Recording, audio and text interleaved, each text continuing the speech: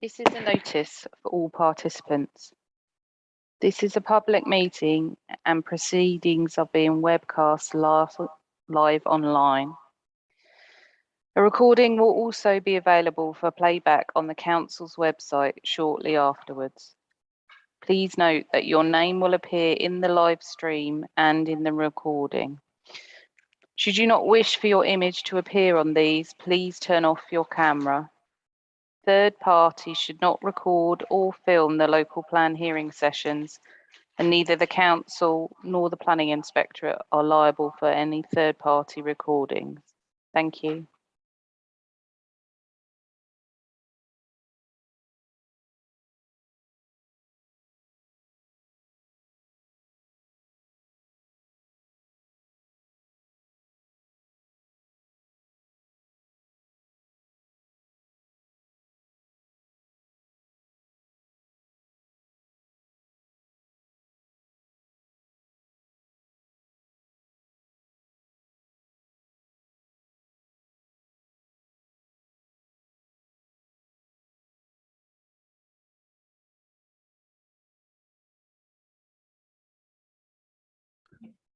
Okay, good morning, everybody. It's 9:30, so time for me to resume the hearing sessions as part of the examination for Tunbridge Wells Borough Local Plan. Hopefully everyone can see and hear me okay. Welcome back for those of you who attended on previous sessions, and welcome along for those of you who haven't attended thus far. My name is Matthew Birkinshaw. I'm a Chartered Town Planner and the Inspector appointed by the Secretary of State to hold the examination. On the Teams call today is Charlotte Glancy, who is the Programme Officer. So I'll just very quickly ask Charlotte just to turn her camera and microphone on, just for other participants. Charlotte is the Programme Officer for the examination. So if you do have any questions or queries with regard to documents, the session, or if you have any IT problems during this session, please do let Charlotte know. Charlotte, I did check before the meeting started, but just to double check then, so everybody's logged in okay and ready to go? Yeah. Excellent. Thank you very much. Mindful that I think we've got one participant for today's session. Appreciate that the Council's probably heard this on several sessions, but I will very quickly go through some very quick procedural and housekeeping matters. Firstly, in relation to the use of technology, and secondly, just more generally in relation to today's hearing. So obviously we're using Zoom today, the virtual sort of elements of the examination, and I'll quickly go through just very quickly how it works. Appreciate that the participant here today may have used it, but in case you haven't. So as we progress through today, there's no set agenda for today's hearing session. So what we'll do, as we've done on other sessions, is go through the matters, issues and questions document. So they were the questions that I set out to participants on the Council on the main soundness issues that have been identified. So we'll go through the matters, issues and questions document. It'll generally be a structured discussion, which is led by myself. So I'll be asking questions of the Council and go through the MIQs that way. Please feel free to join in the discussion on the relevant site or sites that you've made representations on. Essentially, the hearing is an opportunity to put your points forward, to allow your representations to be heard. So more than welcome participation in today's hearing. If you do wish to speak, the easiest way to do it is to use the raise hand function. So along the bottom of the screen, there's various different options such as chat and sharing screens, which has all been disabled.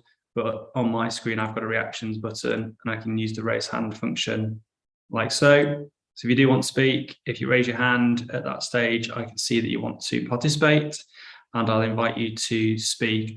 When you do speak, it's the first time, if you could just introduce yourself, let me know who you are. And if you act on behalf of a particular group, a particular client or developer, that'd be much appreciated. And then you can also use the lower your hand after you finish speaking. In terms of the hearing then, as I said, it's not like a public inquiry. There's no detailed presentation of evidence. There's no cross-examination of witnesses.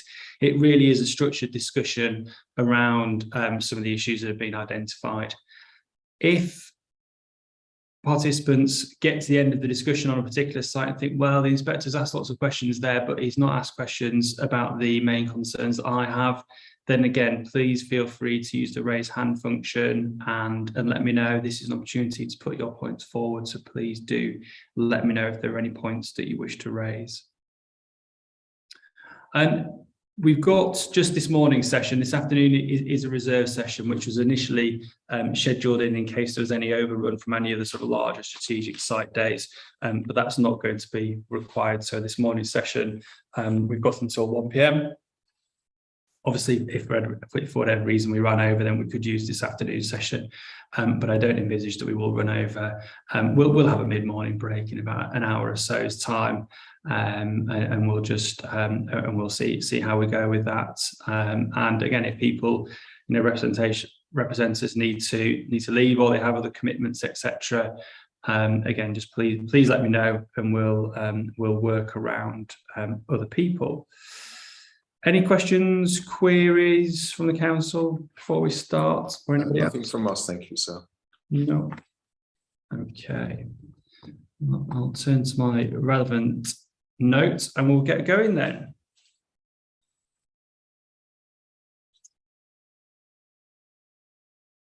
Okay, so continuing our sort of route through the various non-strategic site allocations in the plan, we've got to Lamberhurst, and the first allocation there is AL/LA1,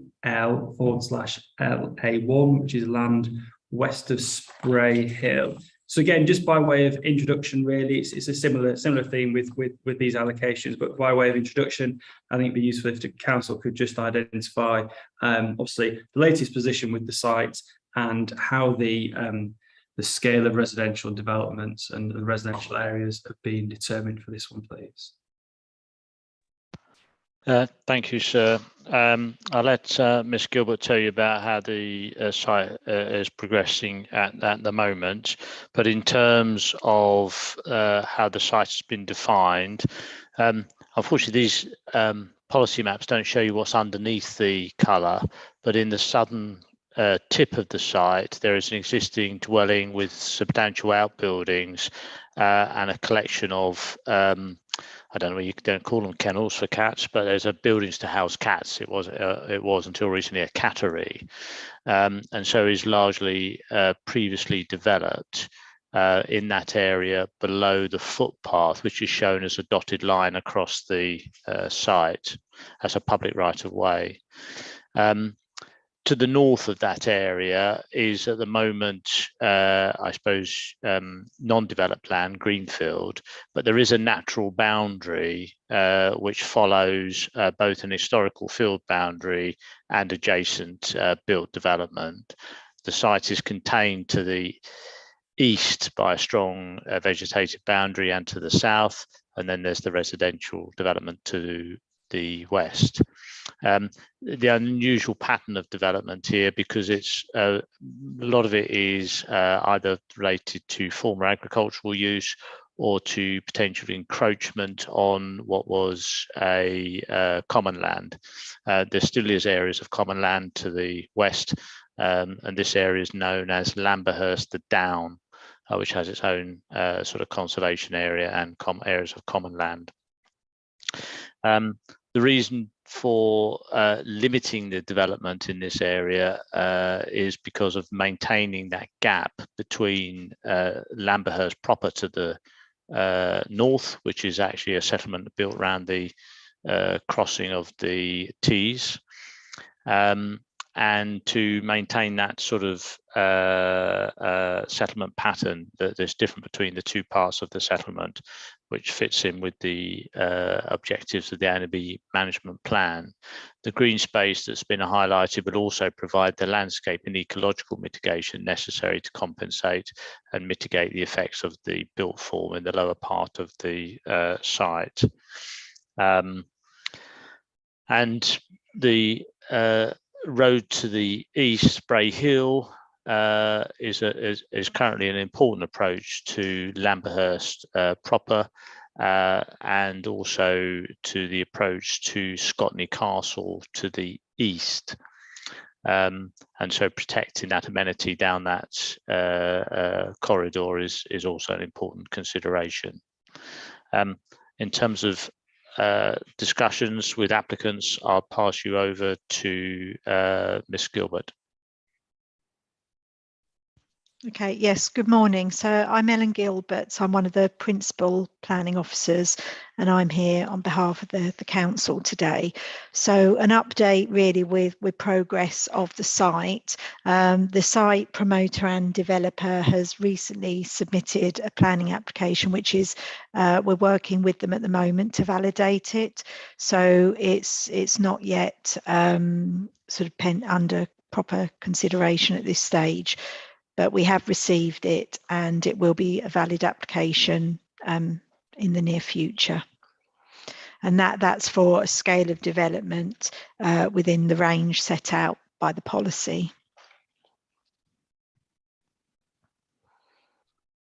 Within, obviously, you talked about the area of open space and the scale of residential development. So obviously in terms of the scale of residential development, which was the first question, obviously, reoccurring theme here, but there's a balance, isn't it, between making the efficient use of land, but also sort of reflecting character. This, again, when you look at the policy map in particular, obviously Lamberhurst Down, I think it's referred to as this sort of southern elements, and the policies map shows that the site would become part of the part of that settlement. The prevailing character, obviously, appears to be, anyway, just from the maps anyway, predominantly detached dwellings, set back from the road, within sort of generous landscaped plots, etc. Do you think that this site can come forward in a way that would sort of respect that character and adequately reflect the character of the area?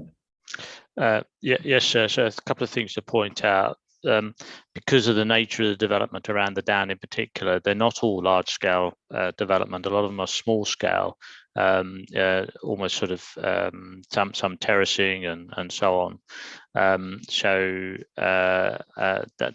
the nature of that area. But there are some large-scale buildings as well. So it's a very mixed picture here, say, of some agricultural, some encroachment development, and some large-scale formal houses.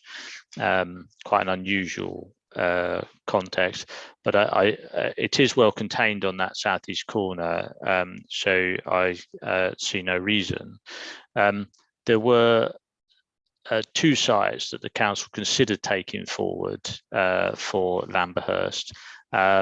One was not taken forward because it was considered too sensitive. This is the only remaining site for Lamberhurst, and is a non-major site. So in a strategic sense, we're trying to minimize those number of major developments in the ANOB, and this is a non-major site. And that's why it's considered important. There's very few other or no other locations the council's been able to establish here in this settlement, either Lamberhurst or the Down, that is considered suitable. You'll see that in Lamberhurst itself is quite challenging because it falls down into the Tees Valley, and there are flooding issues. And at the Down, because of the common land and other heritage assets and so on, it is also quite difficult. Ms. Gilbert? Thank you. Just to add to Mr. Scully's comments about this being the only identified site through the Sheila process, we did assess some 15 sites in total in the parish of Lamberhurst, and they were obviously the vast majority of them were found unsuitable for various reasons, including landscape reasons. This is a site that has been discussed from early in plan making with the parish council and the NAPER plan group, who were keen to get some an allocation or two. We were looking at considering two originally to help meet local housing needs. So it's important to note really that this is the only allocation in the parish to help meet that. Thank you. And in terms of the site boundary then, you talked about the area of open space to the north and its sort of role and function and purpose. In terms of the boundary of the residential element of the site. Is that something that's clearly defined at present then, or is that something that would be required as part of the development to sort of create that sort of boundary? And in that context, the area of open space to the north, would that be, what would that be? Would that sort of be publicly accessible to residents of this development and others, or would that just be more of a sort of left as to, you know, existing uses or just open space? Or what's envisaged for that area really? So 2 questions there really.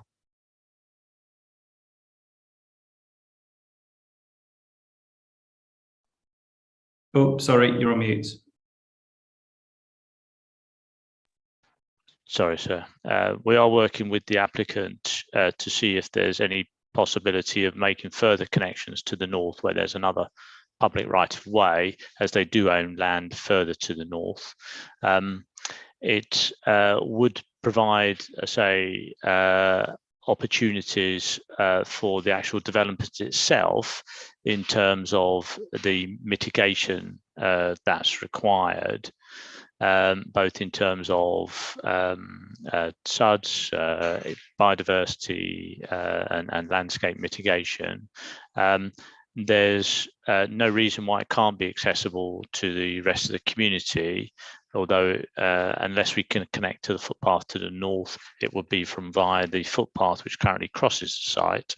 So it can provide a local amenity for residents. The boundary at the moment is there's just some remnant trees that are along that boundary between the built form and the open space, and so that would need to be reinforced as part of the development.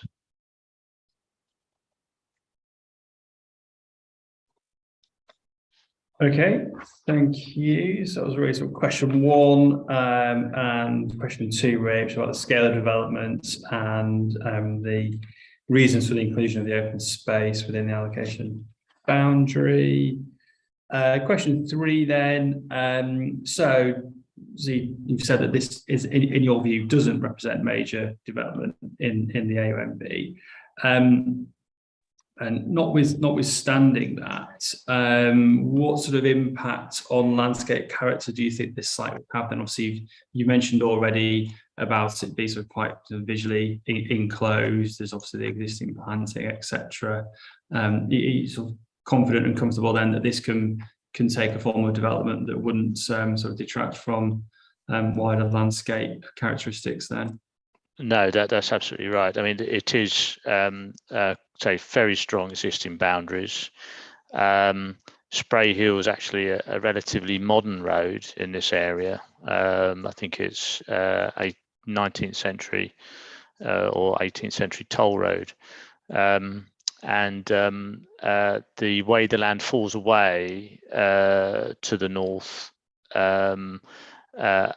and where that break point is, means that the development on the southern part of the site will be well contained and will not have an undue influence on the amenity in that area.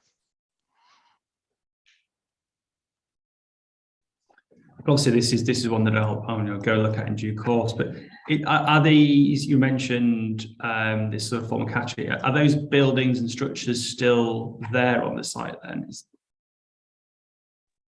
Yes, I haven't been to site myself in recent months, but I do believe they are all there, including the dwelling as well. And you'll see parts of the site as sort of modified, if you like. You know, they're not in like an agricultural use. And does that use then, let's just look at the map. So in terms of that use, does that sort of spread northwards then into the area of intended open space, or is it sort of more concentrated on the southern element where the residential development would be proposed? It's concentrated on the southern elements. The further north you go, then it does become more, let's just say, naturalistic, rural. Yeah. Okay. Let's look at some of the development requirements then. One of which that we need to talk about for this site is the provision of sort of access and footways then. So question 4, I think it's related to criterion 3. Yes. Says development will require the provision of a pedestrian footway from the site westwards along Sand Road to link into the wider footway network.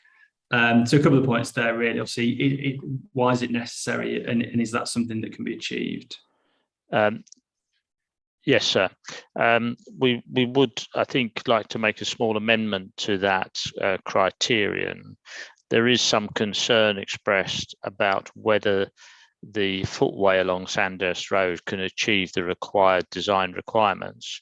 If you visit site, you'll see that at the very southern tip of the site, there's a footway there which is has a bound service, a macadam service, and then as it progresses along Sand Road up towards the down, it's only a like a gravel or a type 1 surface, more of a refuge than a footway, and it's not clear to us yet to what extent that can be achieved as a surface path that would be acceptable to highways.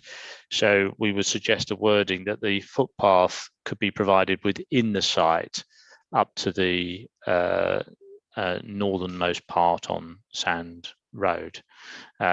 So you have the tarmac section at the southeast corner. If necessary, the path can be provided along Sand Road, or you could enter the site, pass northwards parallel to Sand Road, and then emerge towards the top end of Sand Road there. That connection, sir, is quite important because there is a number of amenities in the down. There is a public house up there. There's a nature reserve set immediately to the west. And there's a number of footpaths which pass through that area, north-south as well as east-west, and some of the accessible areas of the common land. So it's just an amendment to that criterion 3, which we can provide to say that the provision can be along Sand Road or within the site. And then does the footpath continue then further sort of up into the settlement, so to speak, then? Does the footpath continue? Yes, and sort of no. It's very variable. There is a continuance on the north side of Sand Road, but on the south side of Sand Road, firstly there is an opening to a trackway, which is also a footpath, and also the verge becomes much wider there. And indeed, it becomes quite a wide verge with a path going from a public footpath in the local nature reserve up to the public house, and then from there are some sections of footway and verge and road that continue. It's not something that is, I believe, completely continuous, but you can access the various public footpaths from that point. And what about the sort of the other side of the site then, so to speak? So sort of the eastern side, is it Spray Hill, isn't it? So yes. Would people sort of walk up there? Obviously, there's sort of the main area of Lambhurst. There's a primary school there, isn't there? Yeah. So would people walk up that way? People do, I believe, but it's not necessarily the most safest walk. The road is in part in cutting and tree lined, so there's no formal footway down Spray Hill. That's one reason for exploring with the developer the potential to link through to the school with a public right of way across wider land that there's in their control, we believe. It's the footpath WT38H, which crosses the site, does enter onto Spray Hill, but at that point there is no footway, and to provide a footway would require a considerable amount of cutting into the verge, say, which is largely on embankment and tree covered. So when you talk about exploring these sort of opportunities for these sort of routes to the north, going through the site then and through land owned by the site promoters, just talk to me a bit further about that then. So where's that got to? Is that something that's likely? What's the latest position? The initial plans that we have and that we've been discussing do show a potential connection further through to the north. There is a footpath from Sand Road, WT387, which does connect all the way up to the school. So at the moment, without that improvement, you would progress along Sand Road and then cut down WT387, which runs north-south into the school and into the village. So subject to the modification then, which would obviously allow for essentially a bit more flexibility as to where the pedestrian route would go, or you know, through the site, etc. Would there then be a sort of safe and accessible pedestrian route to not only sort of Lamberhurst down, but also, you know, Lamberhurst proper, shall we call it, you know, in terms of the school, etc. Would that be accessible on foot? I believe it would, and I'll ask Miss Gilbert to comment if she can, in terms of the comments we've received from the Highways Authority.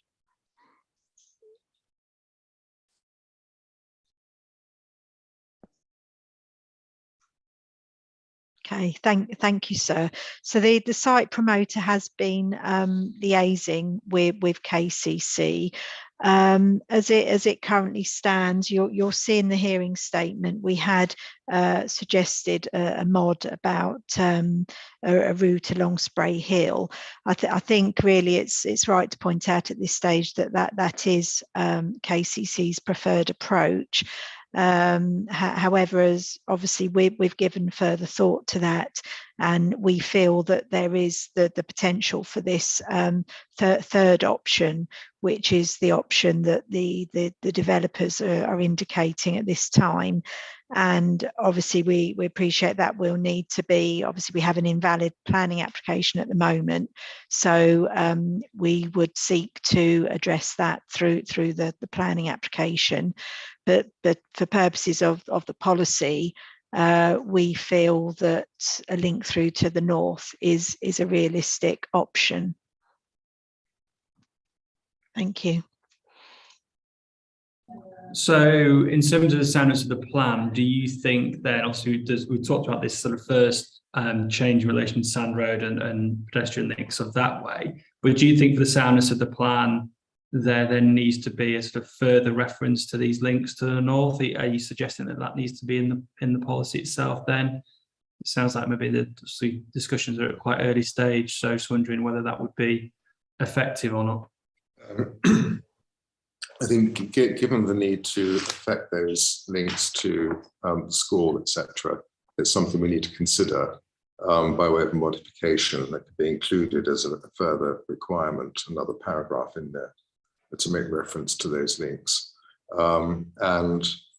Before we propose any such modification, it's something upon which we should perhaps undertake further discussions with the county council to make sure they're happy with that as a solution, and with the site owner to make sure that they will be happy to provide that and to incorporate that requirement into the policy.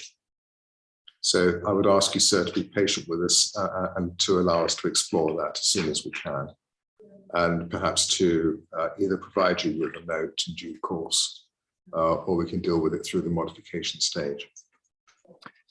Yeah. Okay. Thank you. I think you're right. I think we can also deal with this through modification stage. I think it's agreed that this needs to be sort of refined and a bit more work done. Clearly, the situation that you'd want to avoid is introducing a development requirement, which then obviously KCC sort of object to, and then you get into a position where the allocation will be frustrated from coming forward. So I think that's a sensible suggestion.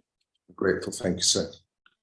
The second part of this then, which I believe was question 5, was to do with the justification for a pedestrian cycle link to Scotney Castle Estate. So again, just talk to me about what's envisaged there and whether or not that would be something that can be achieved. Yes, sir. Just firstly to explain where the footpaths are that the criteria refers to. I've already mentioned WT388 is the one that crosses the site east-west, which is shown as a dotted line on the map 63. WT380 is immediately to the southeast of the site and is the entrance to the Scotney Estate. When you go to site, sir, you'll see a small lodge and it says Scotney Castle. And the trackway, which is a public right-of-way, passes past the lodge and then goes over a land bridge over the A21 towards Scotney Castle. There's a house and then there's a castle in the grounds. I don't know whether you know the site, sir, but it's a National Trust property of some national importance. There is considerable public access around the site, links to a wider footpath network, and that trackway goes all the way through to Little Scotney Farm and on to Goudhurst. So what the policy is seeking is to make sure that there is a proper link to the start of that footway across that road. We would wish to obviously liaise with the National Trust on that point, but it is really mostly a highways matter to achieve that safe link across that road.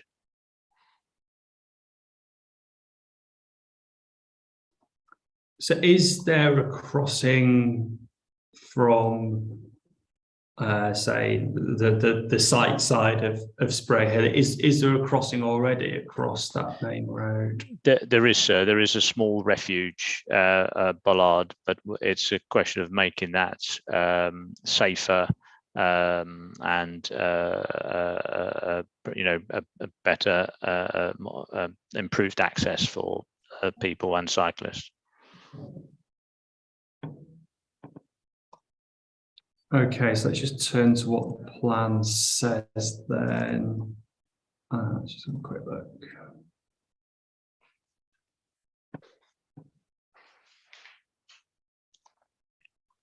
It refers to including sensitive lighting and surfacing of footpath as well as connection to WT380.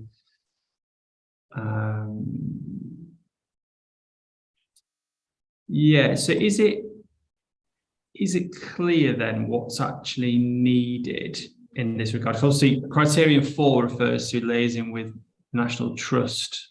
I'm just wondering whether if the developer, also the house builder building these properties, whether it was sort of incumbent upon them to do anything to the wider sort of public footpath network, or whether it was just, as you say, sort of improving this this crossing point on Spray Hill and just making sure that that was sort of safe and effective.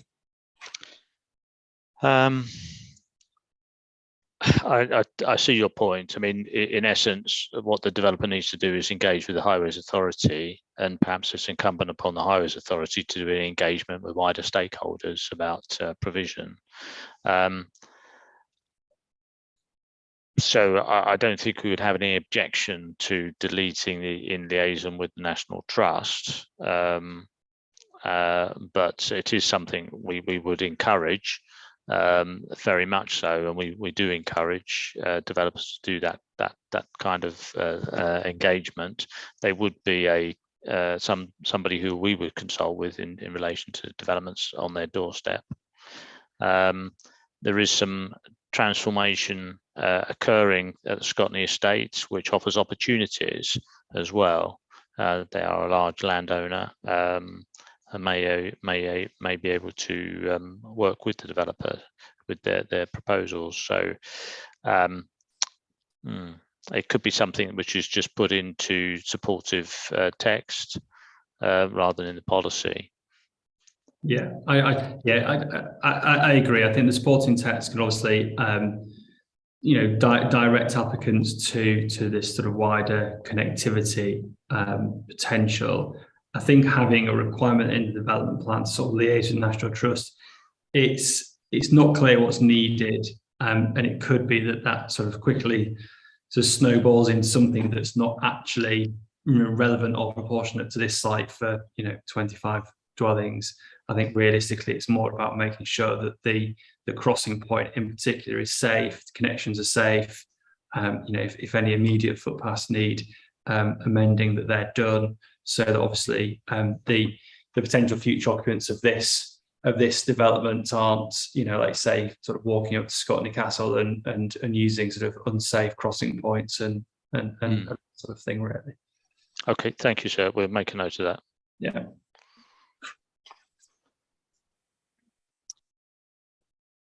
Okay, question 6 was about wastewater infrastructure, and I think representations from Southern Water here had said that the development proposals for 30 dwellings would generate a need for reinforcement of the wastewater network to provide additional capacity to serve the development. So just talk to me a bit more about that then. So what's actually going to be required? So is this a sort of upgrading to an existing wastewater treatment works? And again, sort of how would that be provided? Okay, thank you, sir. I'll update on that. Obviously, we had the representation from the Reg 19 consultation from Southern Water, and they've made similar comments on other allocations in the plan. And then following the Reg 19 consultation, we continued to engage with Southern Water, and which resulted in a completed signed statement of common ground. And the first point to note out, I guess, is that in the REP, Southern Water talks about the site incorporating the wastewater treatment works, which in our hearing statement, we confirm that it's actually cited along the eastern boundary of the site, so not within the site itself. And then really the updated position is set out in the completed statement of common ground, where at paragraph 4.13 it lists a variety of sites, so including this Spray Hill LA1 site, where the same Reg 19 comments were made in terms of the assessment and reinforcement of the network. So the statement of common ground sets out the sites, and then the next relevant paragraph is actually 4.15. 4.14 of the statement of common ground, where both parties agree that there would be cross-reference to policy EN24 in the plan. So there's no longer a requirement to put any specific criteria in the policy wording itself. So that's that. And then at paragraph 4.15, again, there is further reference there to the Reg 19 comments from Southern Water, and again, a number of sites are listed, including this. And really, both parties have agreed that the cross-reference policy EN24 is sufficient in relation to the site. So the submission local plan as a track change does now incorporate the cross-reference to policy EN24. So we're satisfied that the matter has been addressed through the plan making process. And in terms of the Southern Water's infrastructure, then again, there's a change, isn't there? Supporting text. Southern Water's underground infrastructure follows the eastern boundary of the site, and therefore the layout and design of the scheme should take account of this. So just for my notes then, so is that is that outside the site boundary? It is, yes, sir. Yeah, okay. Yeah. So presumably as part of the design and layout, there'd be some setback distances that are required. Yeah, and we would consult with Southern Water as part of the planning application process. Yeah. Okay, just in terms of, so I'll go back and look at that statement of common ground in a bit more detail then, but just in terms of sites where potentially upgrades to wastewater treatment works are required, what would be the position there? Is Southern Water comfortable then that EN24 would sort of provide the policy mechanism to control development and the phasing of development until necessary improvements had been carried out? That's my understanding that it would, sir, that obviously the planning application would need to have regard to policy EN24, and that would be satisfactory to address that point. Okay, and we'll come on to talk about EN24, but presumably that talks about obviously contributions where they're required to upgrading necessary treatment works, etc. I would need to look at the policy, sir. Yeah. Okay. Any other comments then on LA1 before we move on? No. No, thank you, sir. Okay. So we'll move on. That was issue 3. Issue 4 then, Rust Hall, which is Langton Road, which is AL/RU1. I think there's just maybe just even one question on this one really that I had, which was around potential impacts on significance of designated heritage assets. And again, how the heritage assets here had been taken into account in the preparation of the plan. And this really was obviously within a conservation area, proximity to listed buildings, etc. So again, how did the council take into account heritage assets, and do you think the policy is effective in that regard? Okay, thank you, sir. We do feel the policy is effective. I think it's important, first of all, as well, to identify that the site is already allocated in the site allocation local plan for a scale of development the same as is set out in the submission local plan, so approximately 15 dwellings. We've engaged with the council specialist conservation and urban design officer throughout the process, as you know, and there is specific wording regarding heritage assets in the proposed policy. It has been, heritage assets have been considered throughout the plan making process, including through the Sheila site assessment. And in our response to your question in the hearing statement, we set out what we feel is an opportunity to actually enhance heritage assets. The site is actually, car dealerships at the moment, and obviously there's associated signage and cars on display associated with that, as well as car showrooms and ancillary facilities, so which we feel at the moment detract from the conservation area and the setting of the listed buildings. And we see this as an opportunity that will actually improve that impact. So then we have specific criteria in the policy. So criterion 2, which talks about the need to conserve the heritage assets. Sorry, I'm just going to the policy. So criterion 2 requires the application to be supported by a heritage statement and to provide a scheme that will conserve and enhance the conservation area and the setting of the listed buildings. And then we also have a cross-reference underneath to policy EN5, which is a specific policy on heritage assets. So we do feel that the policy as it is effective. It actually goes beyond the existing site allocation policy in the SALP, basically sets out that the site's allocated for approximately 15 dwellings. It doesn't say anything further about policy requirements.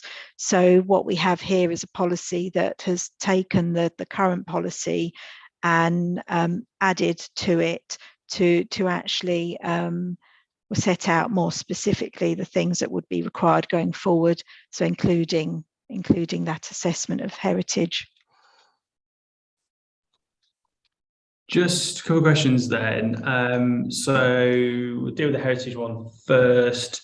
I think you probably just need to look at the wording. Criterion 2 says provide for a scheme that will conserve and enhance the conservation area. So I think just have a look at the wording there and just make sure that it's obviously you're requiring somebody to conserve and enhance the conservation area.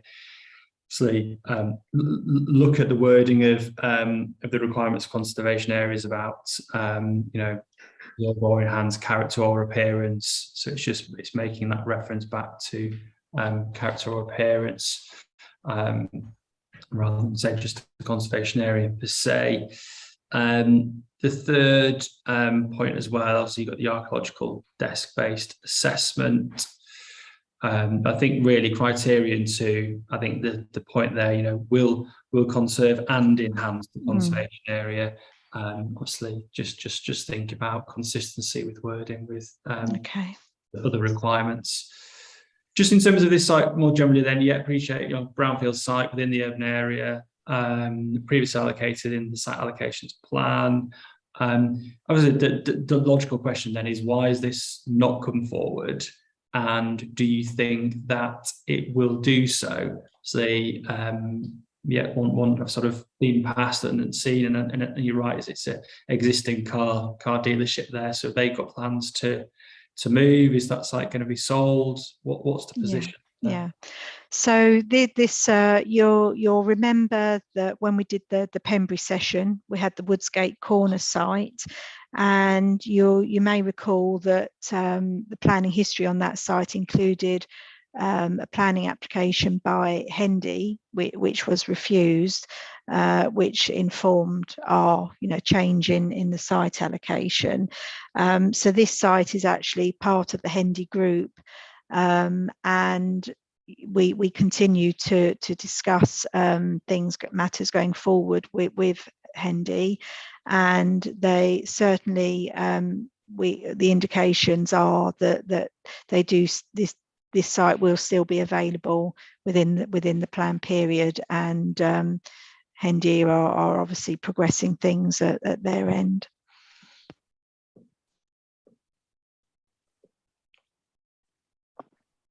So if I might just add to that, I mean, in discussions with Hendy have been that they're trying to move towards a much more a different model of delivery. They own a number of small sites, and they want to put it all together on one larger site. They believe that's their right strategy, and they're actively, I believe, looking for the opportunity to do that.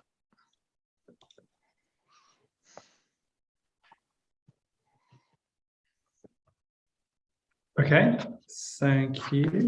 That one then. Which takes us on to Sandhurst. What I suggest we do here is we'll just bear with me 1 second whilst putting the sites up.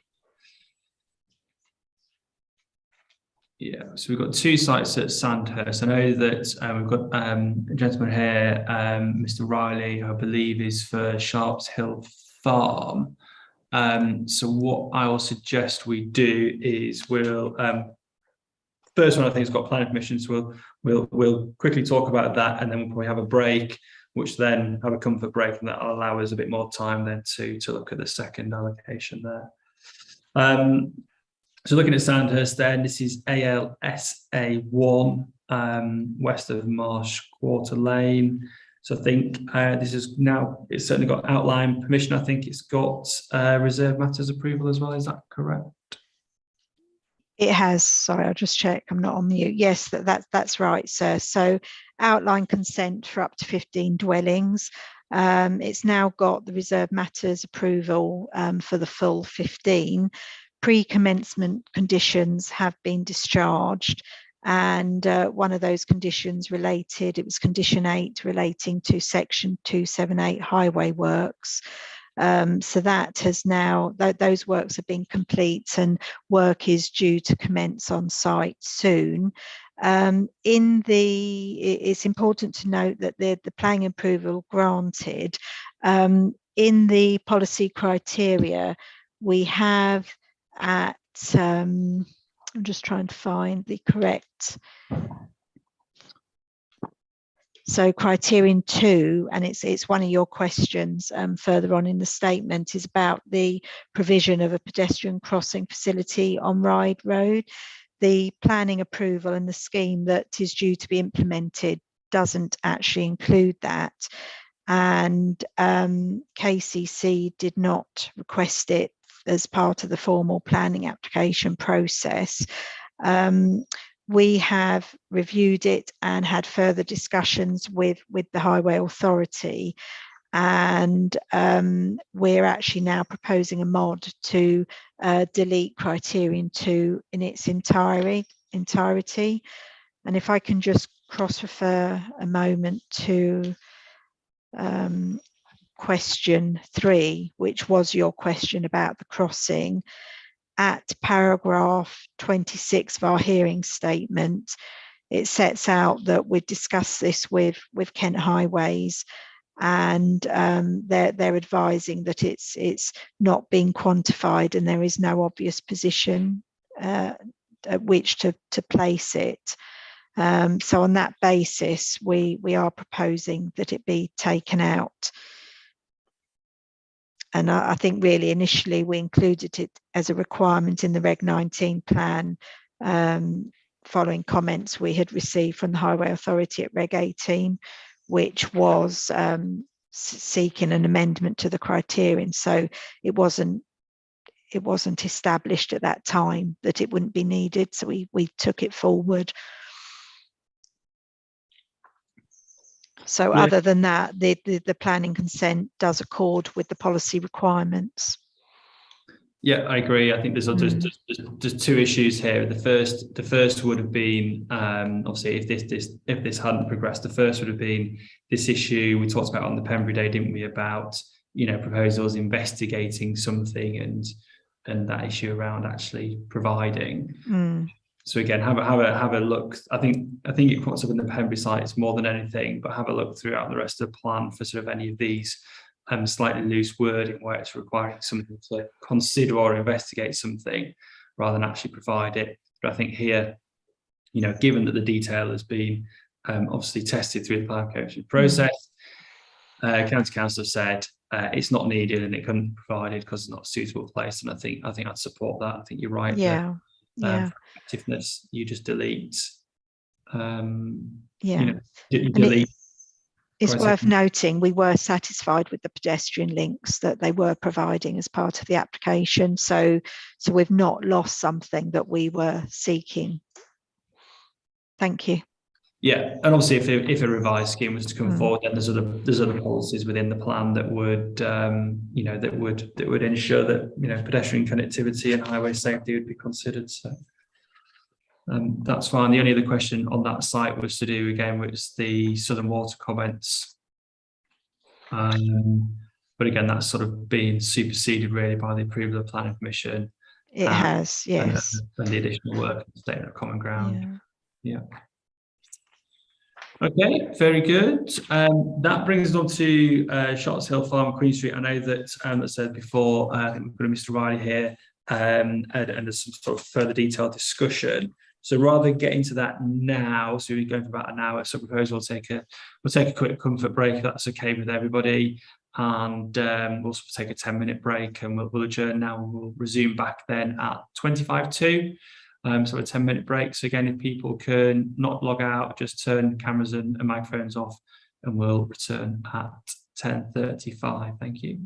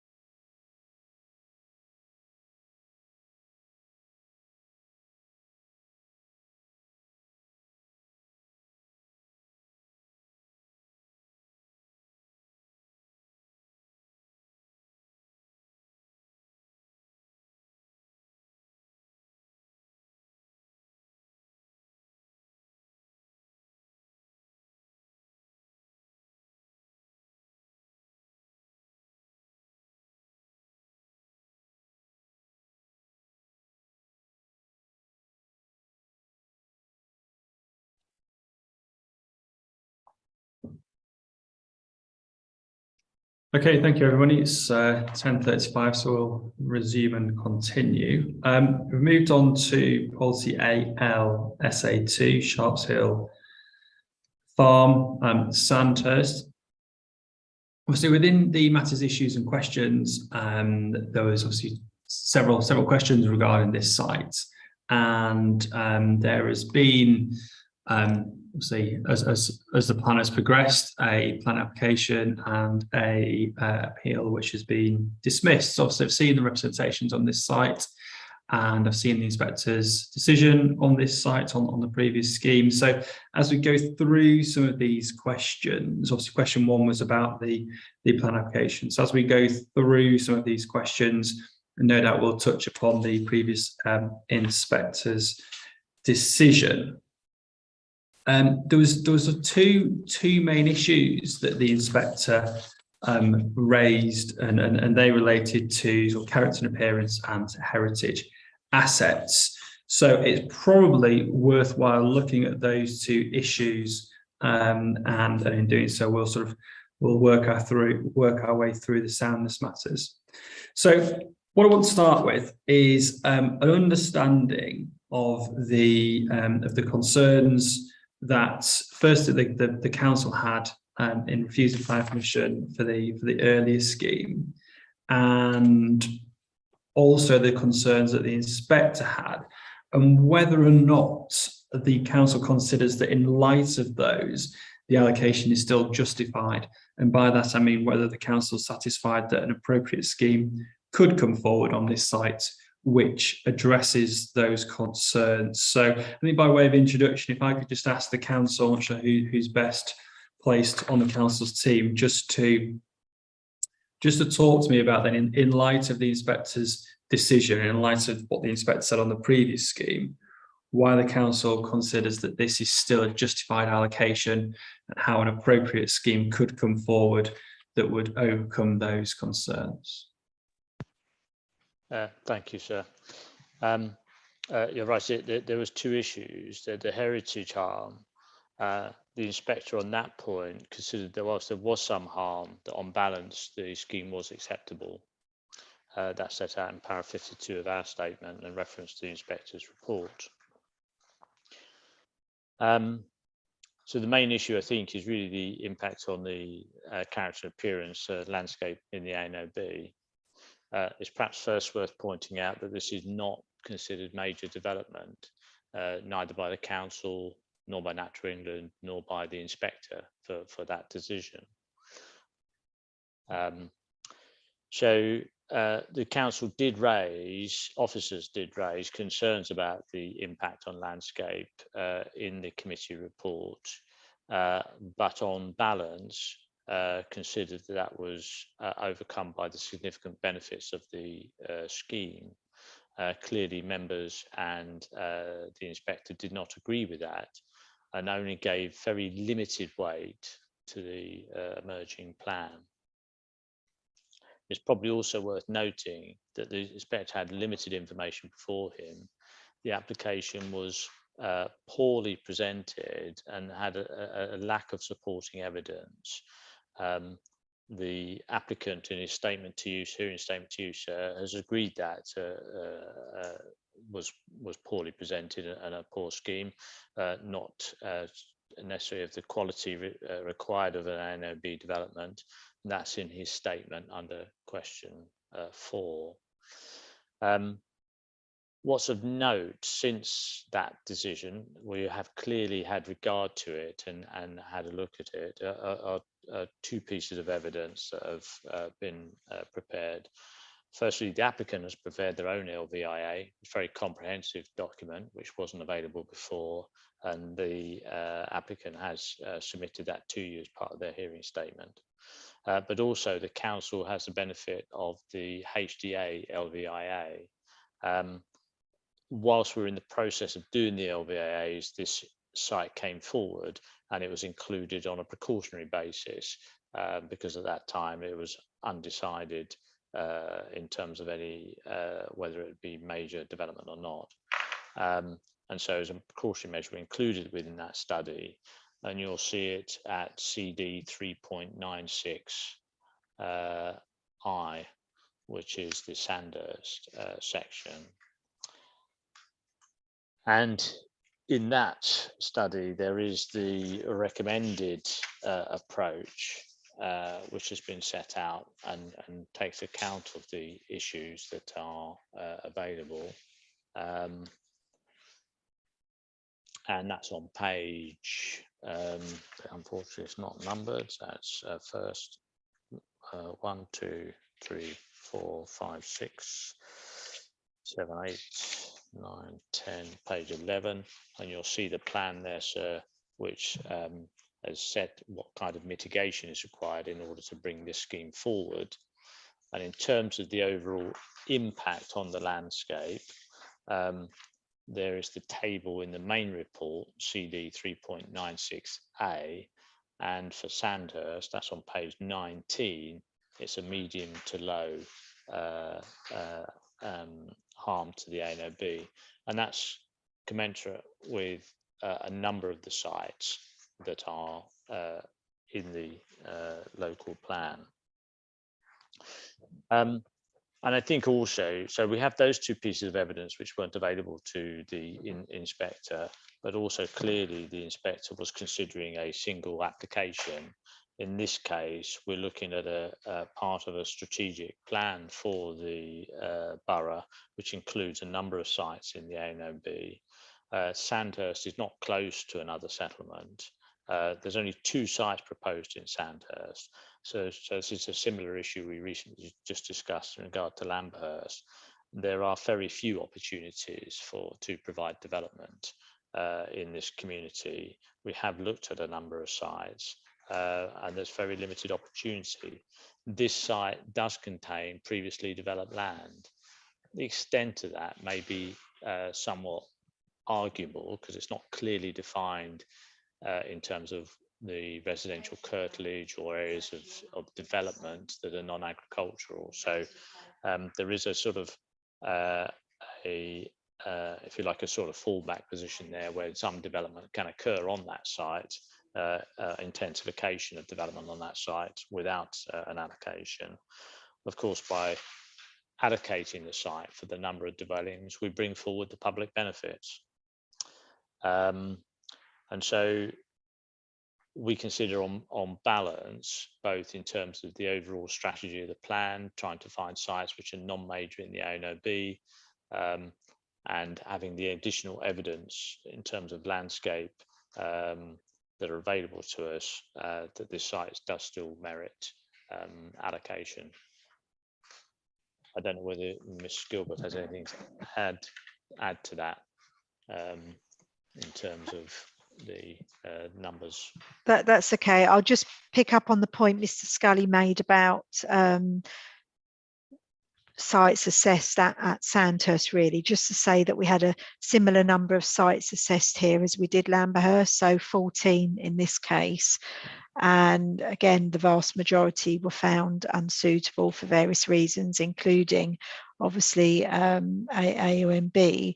So this was seen as an opportunity to help meet a local housing need in a sustainable location. The site is adjacent to the limits to built development, and as Mr. Scully has said, you know, the appeal inspector, it would appear, assess the application on the basis of the full or of 16 units at that time, and we feel that there is the potential that a smaller scheme could have a much lesser impact on the landscape, and that our evidence base still, you know, directs us to feel that it is a suitable site for allocation. Thank you.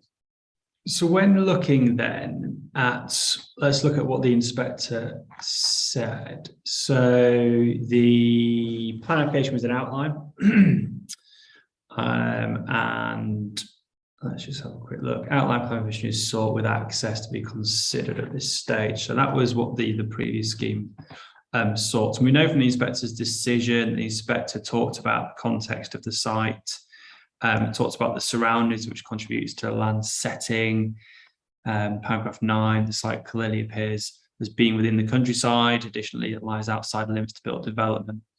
It is therefore on the countryside for the purpose of the development plan. So it talks about the sort of setting. And then paragraph 10, I think, is where we sort of get into sort of the harm. The proposed development will bring a large residential development to this rural site. This would result in a significant loss of the open green character of the land. Consequently, this would harmfully erode the positive contribution that this site makes to the landscape and scenic beauty of the area. B, significantly erode the intrinsic countryside character and beauty of this land. So that was a scheme for 16 residential dwellings, I believe. Yeah, that was 16 dwellings. Obviously, you've said that there's further information has come forward and a sort of different scheme has come forward, etc., etc. But just in terms of what the inspector was saying, obviously the inspector had an outline plan application before them, so it wasn't in detail, but they were considering 16 dwellings and saying that, you know, paragraph 10 is quite clear, really. You know, the proposed development would bring a large residential development to this rural site. Significant loss of open green character of the land. How are you convinced then that a smaller scheme or an alternative scheme could be appropriate? So the one, this sort of alternative scheme that's being proposed, how many dwellings is that for? Is it materially different in that regard?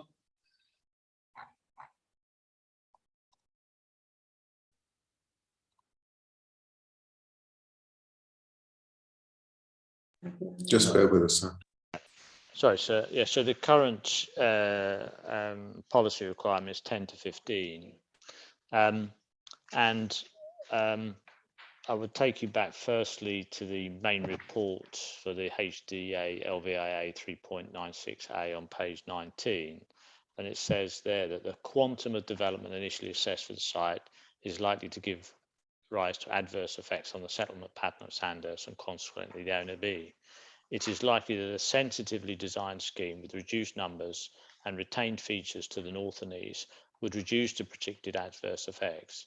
If the site is put forward as an allocation within the Regulation 19 plan, it should set out the expectation for a design that responds positively to its location on the edge of settlement and the existing well-treated character of the site.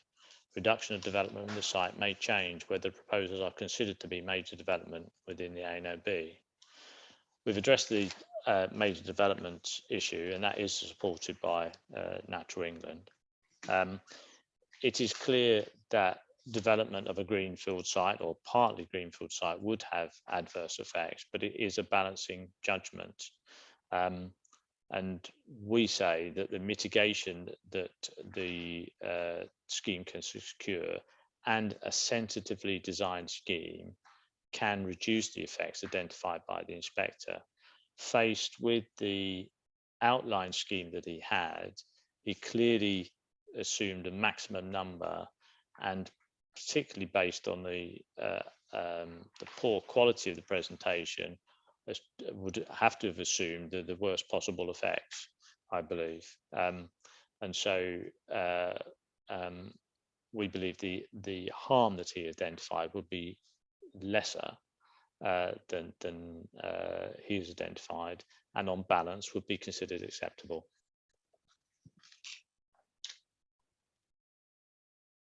In what way would the harm be less? Then obviously, bear in mind what we know about what the inspector said. In what way would the harm be less? Obviously, allocation here for 10 to 15. So, you know, a plan application comes forward for 15 dwellings, which would be within the scope of the policy. So, how would the harm be less for 15 dwellings? Bearing in mind that the previous scheme was for 16 dwellings. Is that materially different?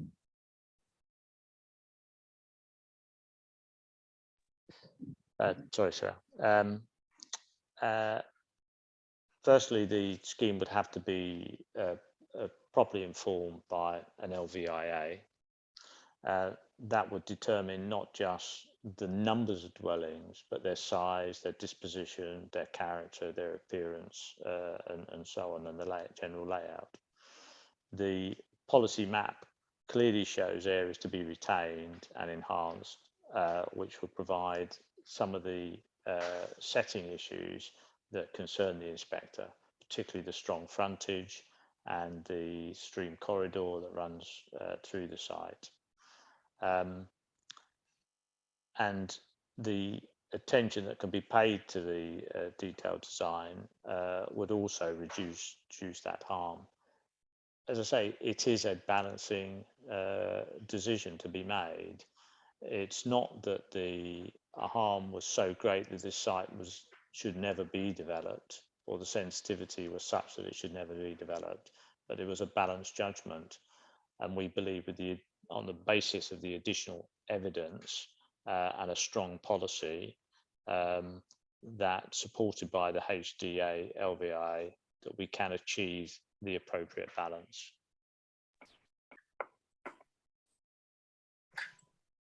And am I right in thinking, obviously, one of the questions that I've asked is around this requirement for sort of lower density, I think it's referred to a form of development within the. Let me just have a quick look. Which criterion is it?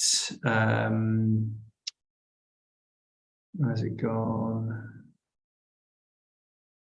Yeah, so development in the southwest corner of the site shall be of a low density. And obviously I've asked some questions in the matters, issues and questions about this.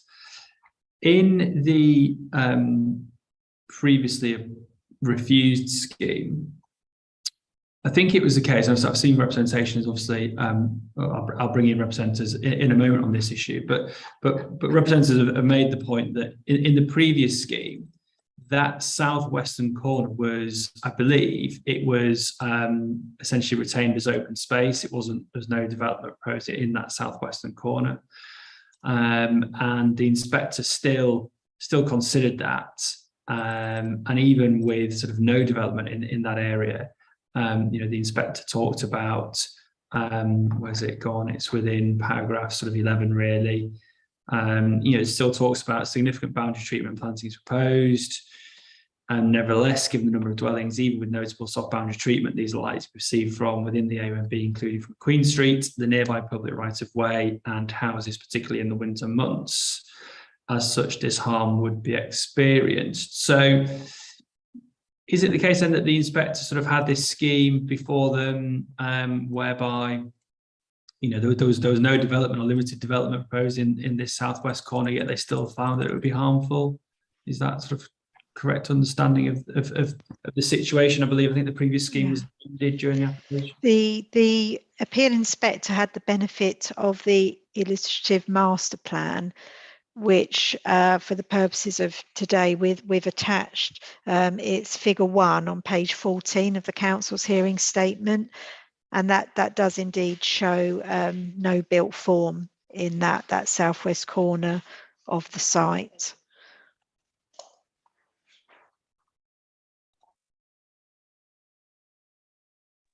So, and also it's just worth mentioning, obviously, that would still remain to be an outline application.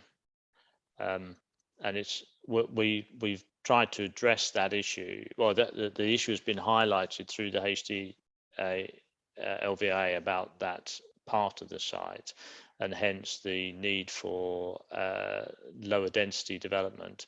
But it's about integrating the development with the landscape, with appropriate spaces, responding to the edge of settlement, responding to the heritage issues. And that's the sort of thing which would come through a detailed site LVIA and a more responsive development proposal. As you can see, even on that figure that Ms. Gilbert has pointed to you, the form of development, the massing of development is such that it doesn't respond to those issues, and as we would expect it to. Okay, anybody, any comments, observations on just sort of touching on these landscaping issues then, what we've heard so far? I'll go to Mr. Riley, please. Good morning, sir. Can you hear me okay? Excellent, thank you. Just for my, I think 2 things, a bit of housekeeping. You wanted me to introduce myself and let you know who I'm acting on behalf of. So I'll do that in a moment. I've got some documents I want to refer to. Do you want me to tell you what those are now? I know this is an inquiry, but is it helpful for me to let you know what they are? So yeah, I'm Andrew Riley from DLBP, a planning consultant. I'm acting on behalf of Mr. and Mrs. Tucker, who are residents of Bayford House, and Mr. and Mrs. Leach, who are residents of Sharp Hill Oast. These are the 2 properties to the west of the site. And yeah, just the documents that I've got that I'm probably going to go to in places are our hearing statements dated June, and in particular the site plans that have been referred to are appended to that. The council's hearing statement, Jarvis's Homes hearing statement, the council document, Oh,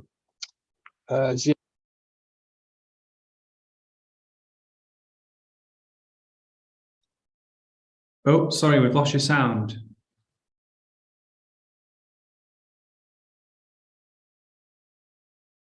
No, can't hear you.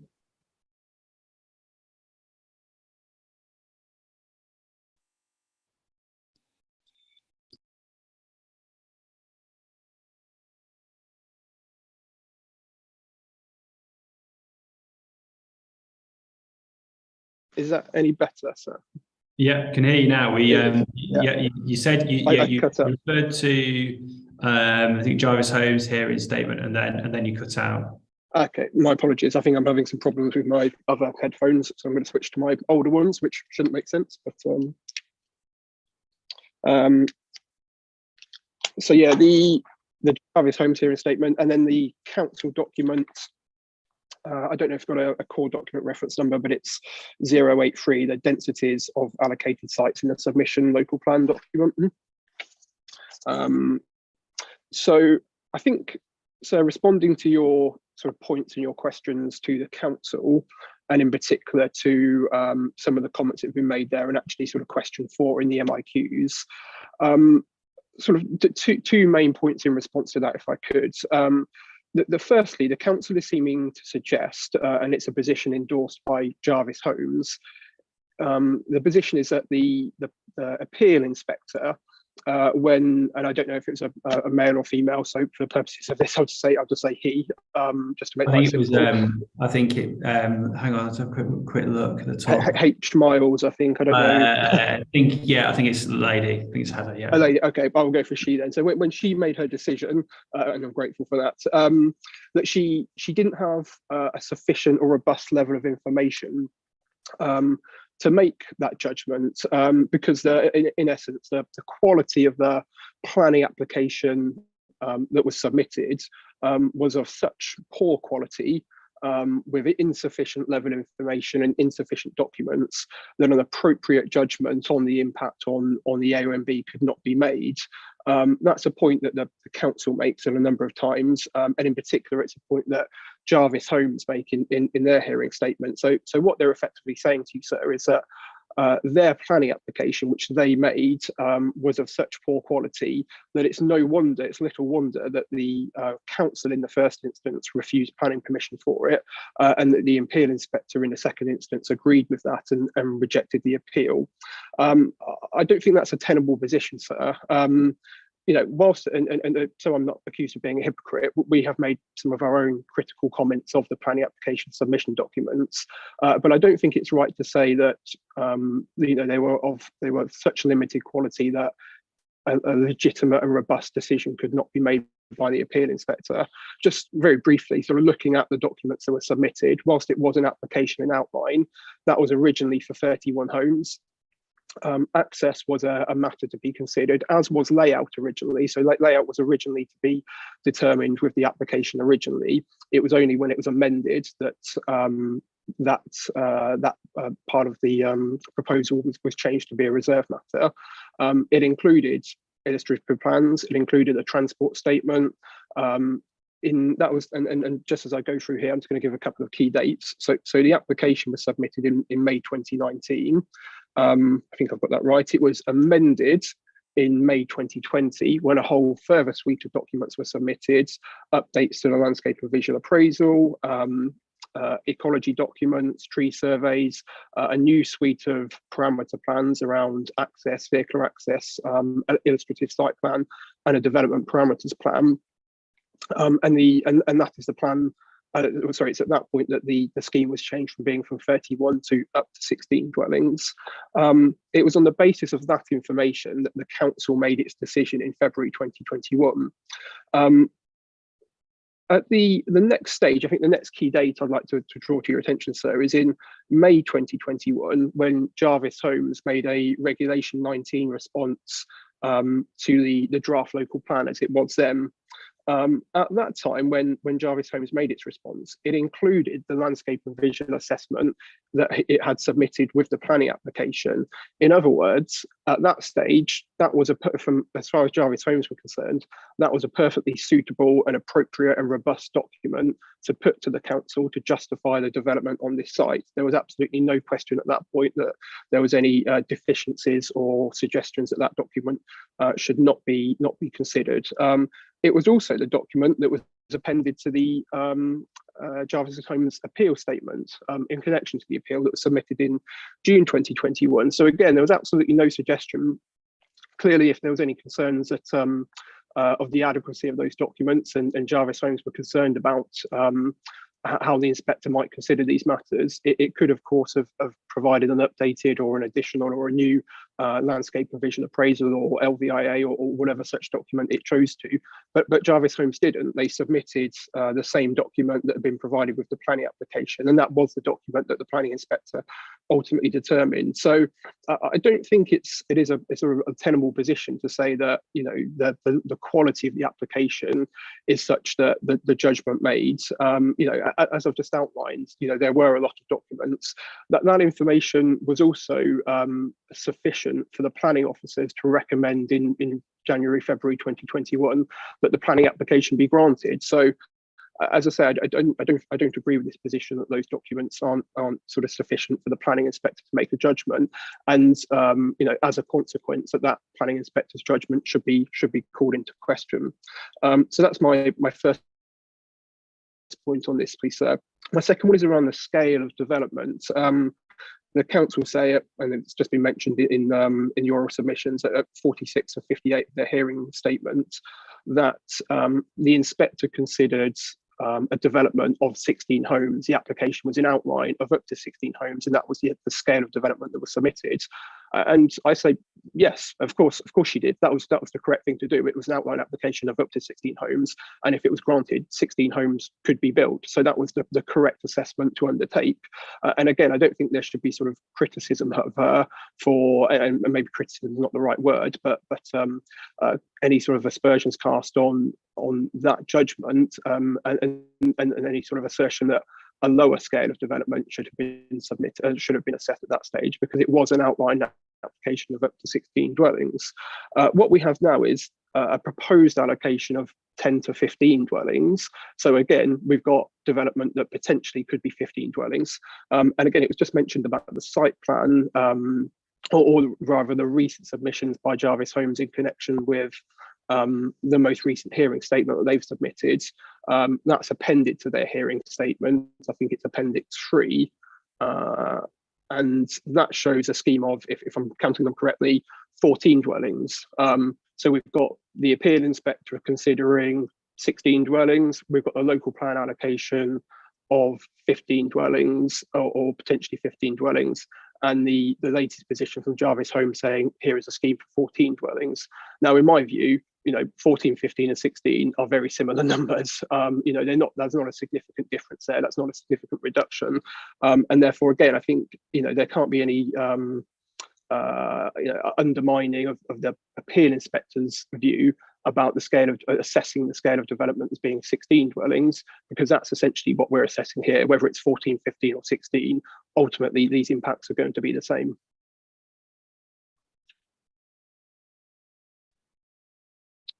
Okay, thank you. Yeah, I think in terms of council sort of coming back on that point, I think this is the point I'm trying to sort of grapple with really and understand. Is obviously you had this scheme for 16 dwellings with with no development in the southwest corner. The evidence that's been provided by, as the Appendix 2 of site promoters shows a scheme for 14 dwellings with 3 detached houses in the southwest corner. And I'm struggling to understand, obviously the inspectors made some quite clear conclusions there. It is a material consideration, made some quite clear conclusions there, and even talked about the additional planting that could be provided, but nevertheless reached this conclusion of one that would be harmful. So struggling to understand how the scheme of 16 dwellings with no development in the southwest corner is materially different in terms of its harmful impact compared with one of, say, 14 dwellings that would have housing in this sort of sensitive southwest part of the site. So firstly, I just wanted to say there was no criticism of the inspector at all. The inspector, what the criticism was, or the argument was the inspector had to base a judgment on the information before her, and could only do that. And that is what we've asserted. There is now more detailed information available to you, sir, in order to come to a view with regards to an allocation, and the context for considering an application and or considering an allocation are quite different. As Mr. Riley has said, that the way that the application changed, it became layout was a reserved matter. In terms of the difference between the open space and what's now being put before you, this is something to be considered. This is as far as the applicant's got. This does not mean to say the council is going to accept this scheme. It would need to be worked through, the policy looked at, and the impacts assessed, and whether or not it does appropriately address the issues raised by the inspector. We will be quite mindful of the inspector's comments as well as the policy itself. It is not this plan is not what's being proposed to you. We are proposing the policy, and which is backed up by the HDA LVIA work. And so I do think there is quite a significant difference if you look at the plan referred to by Mr. Riley at the very back of the submission, which shows the land undeveloped in the corner. The actual rest of the development is more substantial. It's got a much greater density within it. It seems rather uncompromising. And will have I think a greater adverse effect on the locality in general. And then you have the plan which has been proceeded so far, submitted by the appellant, which is much more responsive. Not saying it's ideal yet or likely to be approved, but it is certainly much more responsive to the issues that have been raised, the general issues.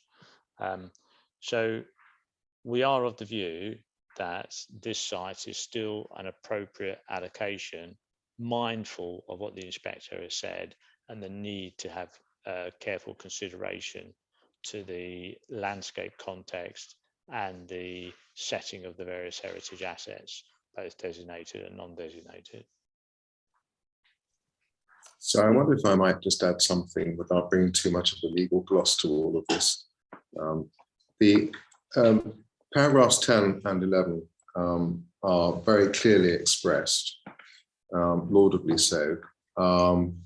But I think it's worth drawing your attention, if I may, just to the way in which the inspector has carefully expressed herself here. She says the proposed development would bring a large residential development to this rural site.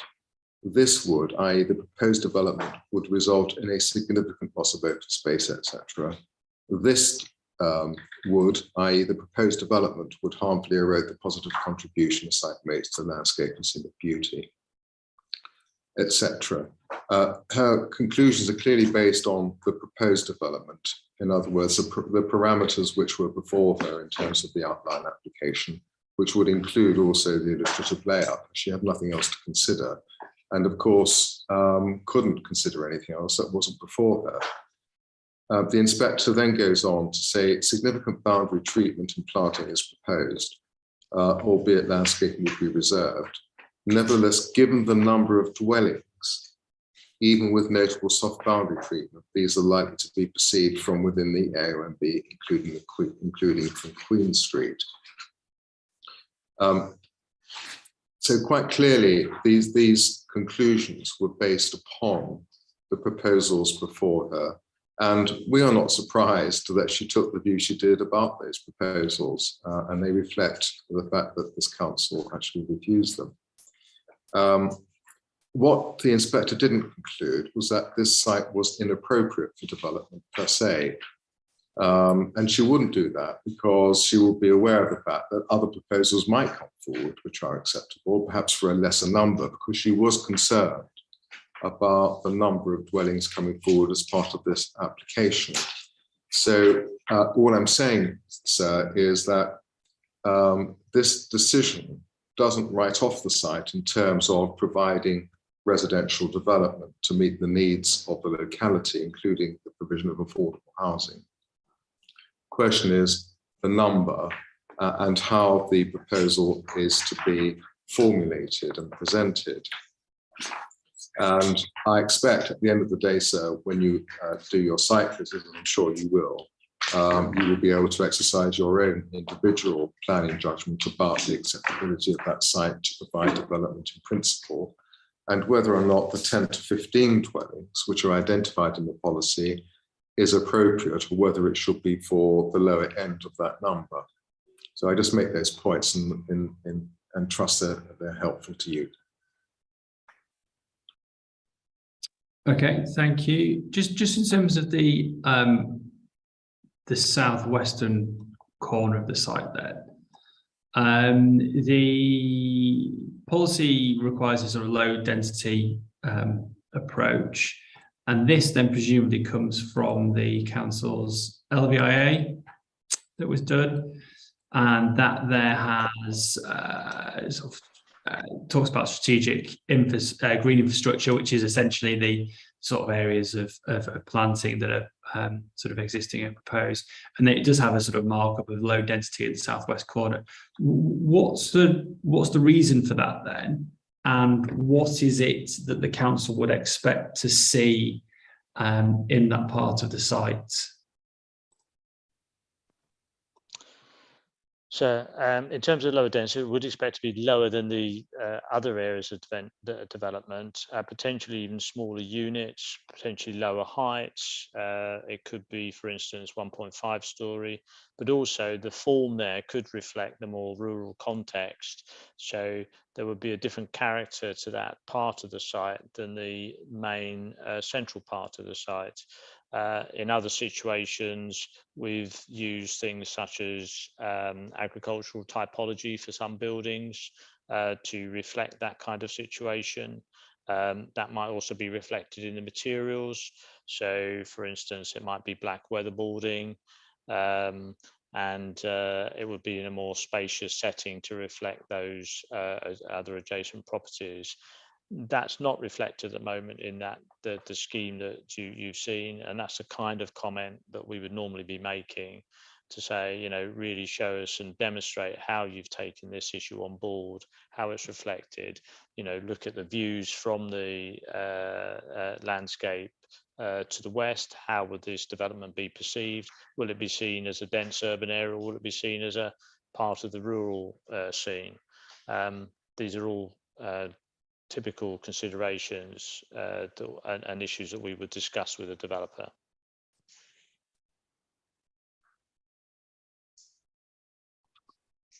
Mr. Riley? Thank you, sir. Just in relation to these points around the density, and I'll sort of try not to repeat myself too much, or actually rather repeat your points. I think it is just worth reflecting on that, you know, the plan that was amended by by Jarvis Homes as part of their application did remove any development in this southwest part of the site, and that was the plan that was ultimately considered by the planning inspector and judged to still have a harmful impact on the basis of the impact on the countryside in the OMB. You know, so you asked earlier, you know, how is the emerging scheme materially different? You know, it is different insofar that it seems to be suggesting development in the southwest part of the site where the proposed allocation is saying effectively that there, well, maybe not saying there shouldn't be any development, but saying it should be low density. And if anything, one could argue that the emerging scheme is sort of materially worse in that regard. In this point about density, if I've understood Jarvis Homes' position correctly, that they've claimed that their emerging scheme or this emerging site plan would have a density of 7 to 10 dwellings per hectare. But again, taking you back to the council's document on densities, this suggests that taking a midpoint, 13 dwellings being developed on the site, so the midpoint in the allocation, that density level would be 16 dwellings per hectare. So obviously much higher than that claimed by Jarvis Homes. And I think that again calls into question this point about how the density on the site could be managed. I did want to make one point as well, please, about the HDA LVIA, which I think the council's referred to a number of times. That document was prepared and issued, I believe, in November 2020. That was, you know, the plans or the scale of development that was considered within that document was for 30 dwellings.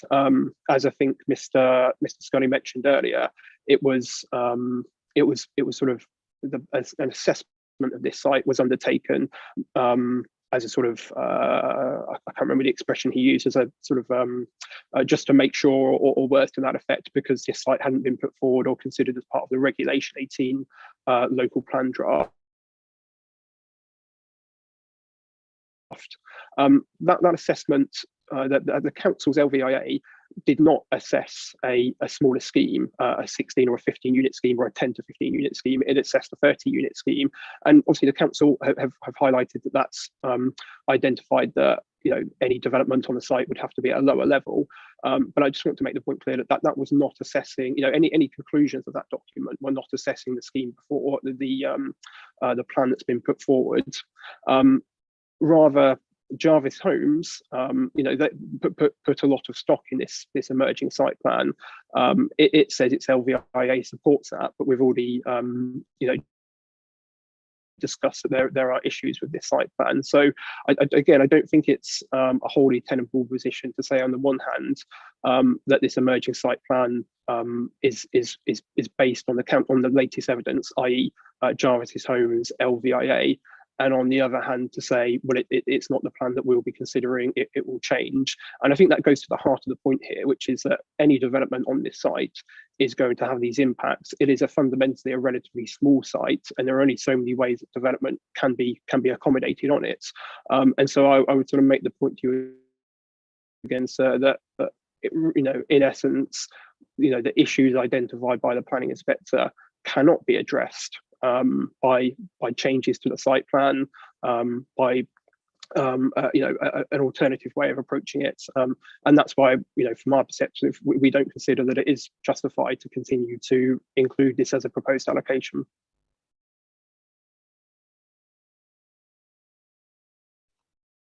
Okay, thank you, Mr. Scully. Yes, sir. So the LVIA considered what was proposed in the draft Reg 18 local plan was 30 dwellings, and recommended a reduction in number of the proposed houses within the allocation. the indicative plan submitted by, or the current proposal for discussion submitted by the applicant does show 14 units. It's clear, though, that a policy compliant scheme of 11 units can be delivered without using the southwest corner, which contains only 3 units. So there's if the council is concerned through its detailed discussions on the application and feels that that corner of the site is not developable, it can still achieve a policy compliant scheme. I think it is, you would benefit greatly from visiting this site and trying to get a feel for the areas that are previously developed or affected and influenced by development, and what might otherwise occur on this site in the absence of an allocation.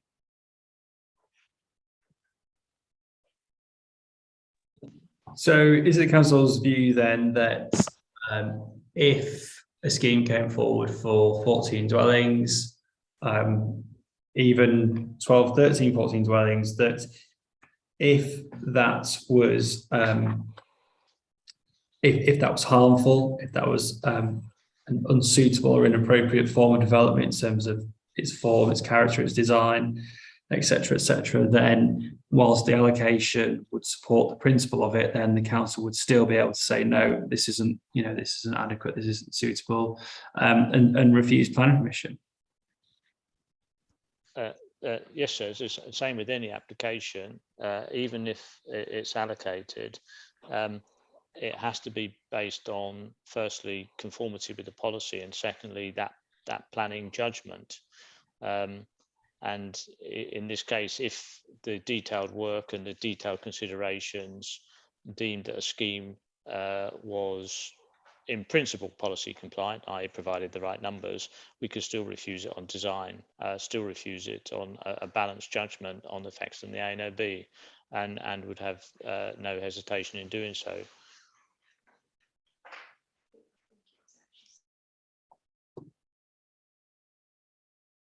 Okay, thank you. Ms. Gilbert.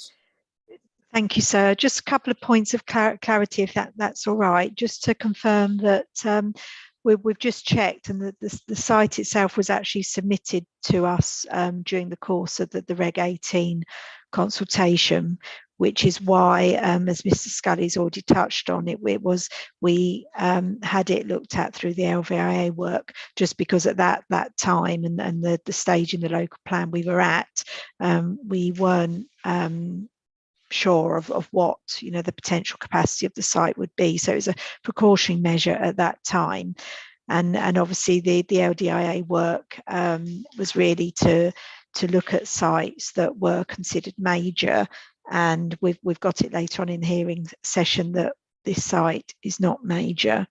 And then I just want to touch base on the density issue, because obviously Mr. Riley's raised that.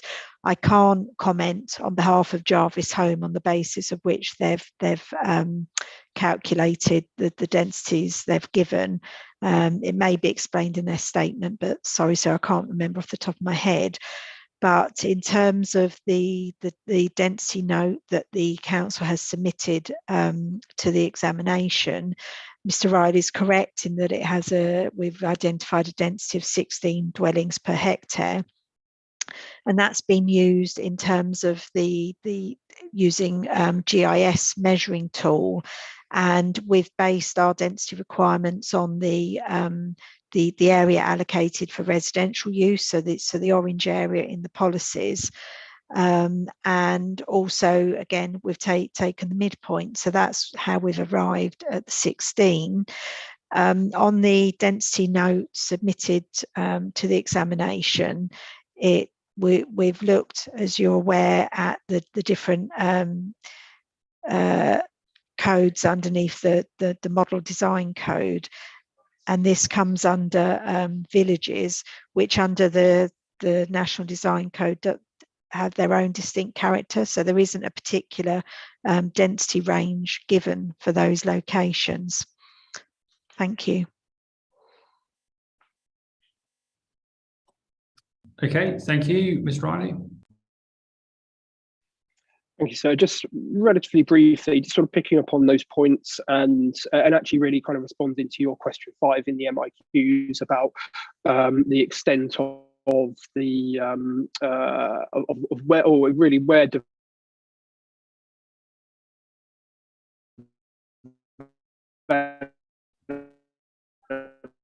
Oh, sorry, Mr. Riley, I think we might have lost you.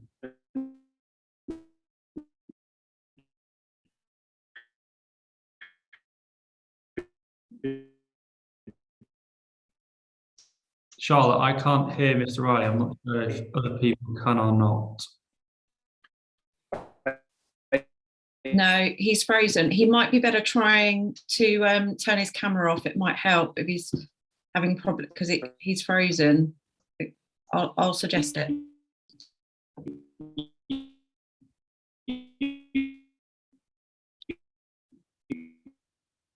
Yeah, okay, Mr. Riley is frozen. Should we, because I can't hear either, should we take a 5-minute break?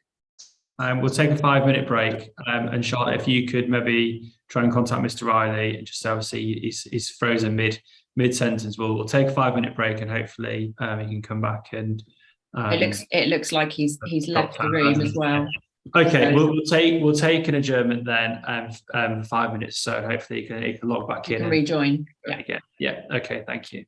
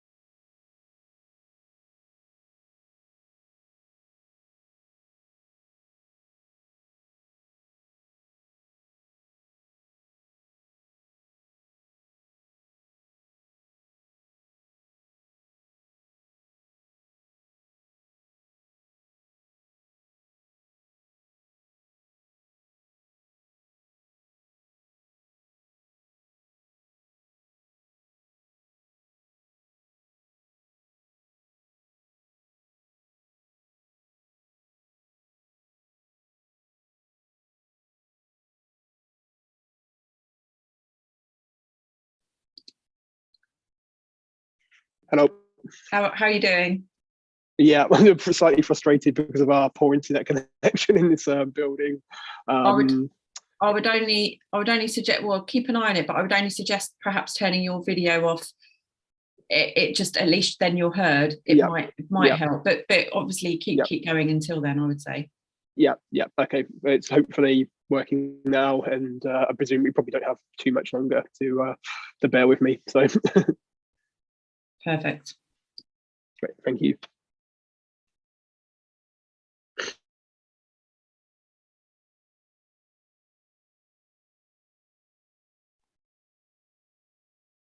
Okay, I think Mr. Riley is back with us. You were that's right. You were mid-sentence, so I think it's probably best just start from the beginning, just so I make sure that I've got everything noted down. I'm so sorry, a bit of a ailing internet connection here. I'm going to turn my video off, so hopefully that might improve things. Yes, so I was just referring to the allocation, the plan within the proposed allocation itself. So within the local plan, that's map 74. page 311 of the local plan itself, or the proposed local plan. So that indicates the allocation boundary, and it indicates in a sort of orangey colour the residential use. And so I think you were sort of asking the question of the council about if a planning application came forward for a lower number of units, or 11, 12, 13, something of that nature, within this area, would that be, could that still be considered and rejected? And the council sort of fairly said it would need to consider the details, but obviously the outcome could be that it could be rejected. I think that the point I wanted to make, sir, is this plan, and it's sort of responding to your question 5 in the MIQs, is about the extent of this proposed area of residential development. It is by and large contiguous with the indicative site plan submitted by Jarvis Homes as per their original application. So the 31 unit scheme, the area in orange, if you're looking at the plan, by and large, maybe not 100%, but by and large reflects that proposal for 31 dwellings, and that is, from our perspective, how this allocation has made its way into the plan. It's actually reflecting what was in that planning application, which was submitted in May 2019. Now, we know that the council undertook its landscape and visual impact assessment, and I think that was issued in November 2020, and that makes certain recommendations. But if the recommendation is that the scale of the development should be reduced, well, that actually hasn't been reflected in this plan. It is still denoting the area where 31 dwellings could have been accommodated, including the area in the southwest of the site. And if this is the plan that is ultimately adopted, I think whilst the council can say, yes, it would need to consider the planning application on its own merits, this would indicate, in my view, that residential development could take place anywhere in this area that's denoted by orange for residential use. And it wouldn't be a reasonable position for the council to say that it's not in accordance with the policy. So I do think that's an important point for you to consider, sir, that whether how this plan has sort of come into being, its gestation, as it were, and what the consequence of that is if it's adopted in this form, in terms of what and again, sort of going back to what the appeals inspector has said about the quantum of development being up to 16 dwellings, how that would be, the impacts of such a development. So that was a point I wanted to make, please, sir. So, sorry, just a question for yourself, Mr. Riley, then.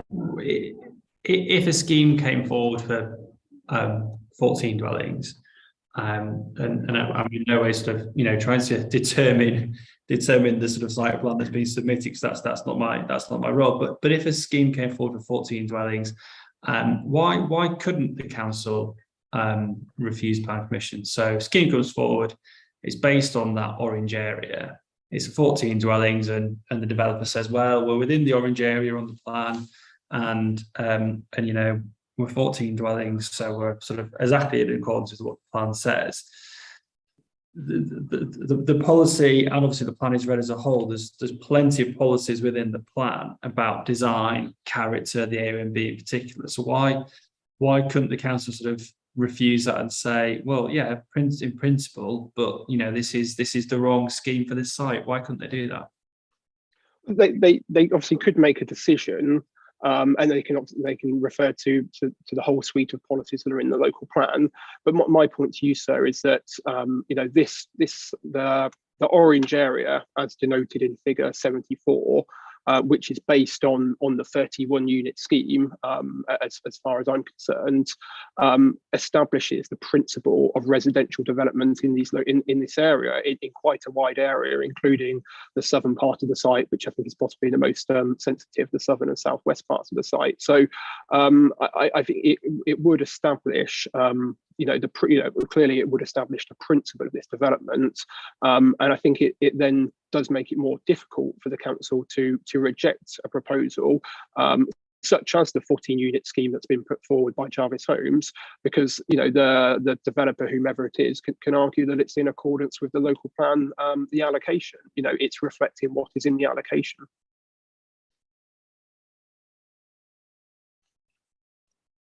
Mr. Scully? So firstly, apologies, I may have confused things slightly earlier on, but I'll come back to that. What I want to do is refute completely that this allocation plan is based on the previous Jarvis home schemes. The LVA was carried out by an independent consultant who was asked to look at a number of sites and come to their own conclusions and prepare these plans. We then used those plans to reflect our policy mapping. They're not always identical because we've done things, represented things different or taken other information into account, but they follow pretty closely what HDA have recommended.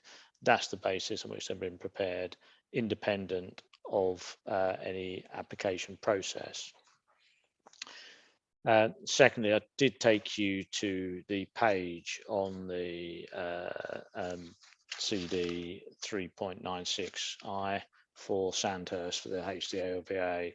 And in terms of the description of the proposed development, it says the site was not considered as part of the Regulation 18 draft local plan, which is correct. And as Ms. Gilbert pointed out, in order to test the potential development site, it did look at 30 dwellings as a notional figure based on the whole site area, but then came forward with the recommendations, and obviously took all that into account.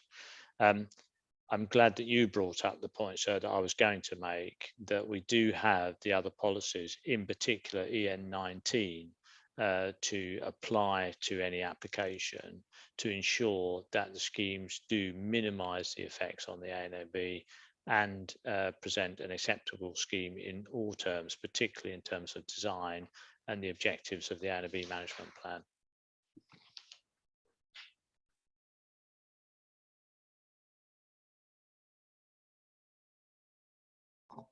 Okay, thank you. The second issue, which is, again, it's linked to design, and it's linked to sort of character, it's linked to context as well, but is a sort of separate issue, is one of heritage. And the inspector sort of, again, considered this and sort of set out findings in relation to heritage. So did the sort of question for the council really, so did the inspector raise anything in terms of heritage impacts then, which, required the council to sort of go back and look at this and either require additional policy requirements or even consider the suitability of the allocation, the principle on it? So firstly, it's worth noting the inspector did conclude, as I think I mentioned earlier, that whilst there was some harm, that on balance, that level of harm was acceptable, and that's set out in paragraph 52 of our statement. Ms. Gilbert may want to elaborate on the consideration of heritage assets, but as with all other sites, we've taken on board the advice of the conservation officer, and the officers have visited the site to look at the issues and would have been aware of this appeal decision and looked at those issues. Again, Ms. Gilbert, don't you want to say anything else? Thank you. Yes, just to note that the inspector's appeal decision covers the matter of heritage assets between paragraphs 13 and 20.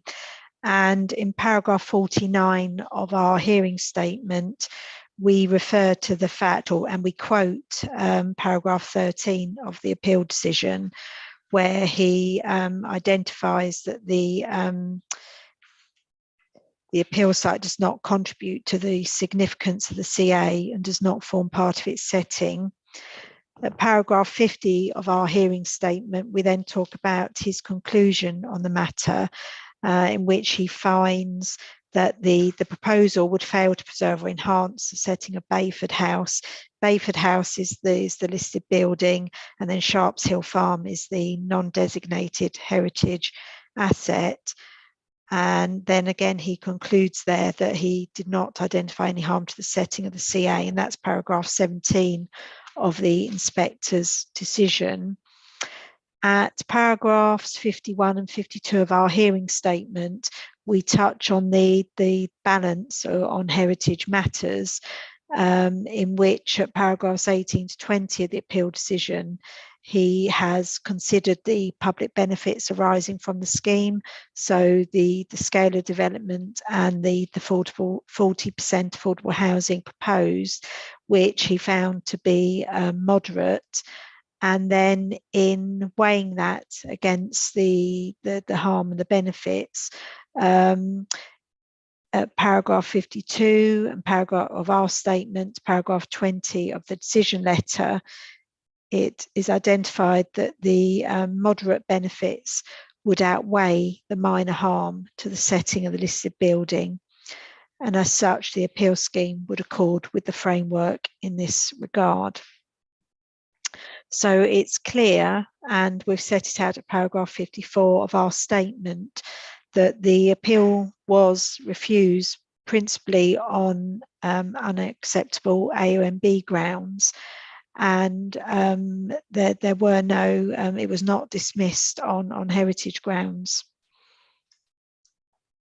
Thank you, sir. Mr. Riley? Thank you, sir. Oh, I'm going to turn my video off. But by and large, I sort of, recognise and accept Miss Gilbert's comments about her commentary on the appeal decision. I just want to make 2 points in response to it, please. Firstly, when the inspector, when she made her judgment on the appeal, she did so in the context that the council couldn't demonstrate a 5-year housing land supply, which obviously engaged in presumption in favour of development. Now, I'm not saying that clearly when we're dealing with a heritage asset, that presumption is disqualified. We do the flat balance, as it's sometimes called. But there was still weight had to be afforded to the delivery of housing, including affordable housing, where the council didn't have a housing land supply, and that was a factor in the inspector reaching the judgment that the heritage harms were outweighed. At the point that the council adopts its local plan, it will have a housing land supply, and so that position will change. The second point is that it goes back to the council's topic paper, which I think is called Limits to Built Development, and I'm not sure if I've got the CD reference number. But one of the criteria in there is it talks about where the built development boundary being expanded, there shouldn't be any adverse impacts on designated assets of designated heritage importance. And we know from the inspector's decision that a development of up to 16 dwellings, and similar to an allocation of 15 or the site plan of 14, would cause harm to heritage assets in terms of Bayford House and the non-heritage assets of Sharps Hills Oast. So I think the council's own criteria for assessing whether the settlement boundary should be expanded is contradicted here, because we know that there would be heritage impacts by way of development on this site.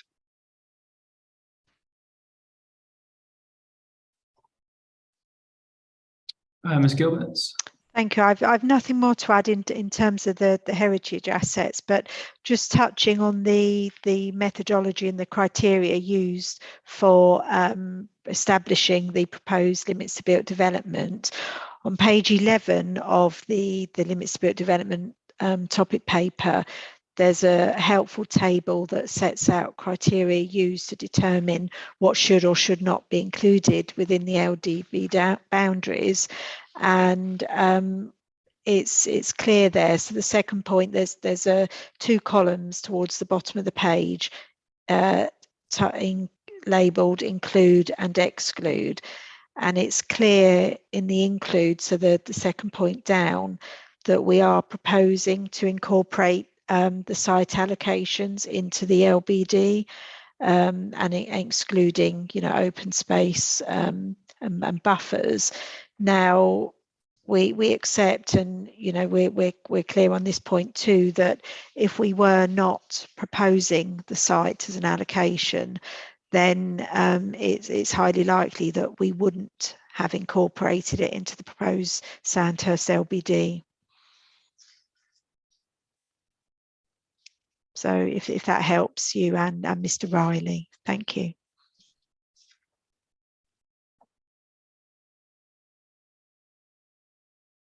In terms of the impact then, obviously Bayford House in particular, the inspector again had this, the indicative scheme didn't have any development in the southwest corner, did it? So is this an issue of development in the southwest corner, or is this an issue of just the development of the land more generally? I'm just trying to understand whether or not it was a specific parcel. It talks about the southwest corner, but I think that was really in relation to sort of visibility from surrounding public footpaths, I think, was it, rather than a specific heritage concern? Well, yes, it's the land rises, sir, in the southwest corner there, and so that's a potential issue, and that's one of the reasons about the recommendation for lower density development in that area, and we'll have to have careful consideration for that part of the site. And obviously, we talked about how the inspector sort of identified some limited harm and sort of carried out this balancing exercise. Do you think, as a council, again, it goes back to this issue of the previous scheme? It's the type of housing that was illustrated, its layouts, etc., etc. Do you think a form of housing could come forward on this site which would avoid harm, or is it a general acceptance that there would be some harm? So despite a large part of the site being previously developed land, there would be some harm from built development, but the design would greatly minimise and reduce the harm that was, I think, be perceived from looking at the original plans, if it's done properly.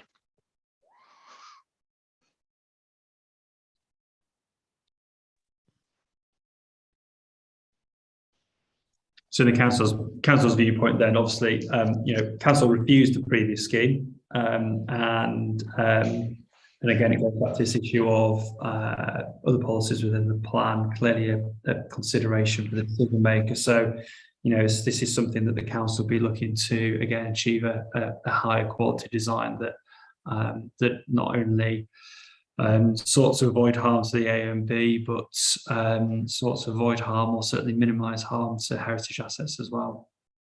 That's right, sir. And of course, we've explained already that throughout the plan making process, we've had specialists, our specialist conservation and urban design officer, advise us to help us make decisions about sites and policy wording, and that would continue. Ms. Riley? Thank you, sir.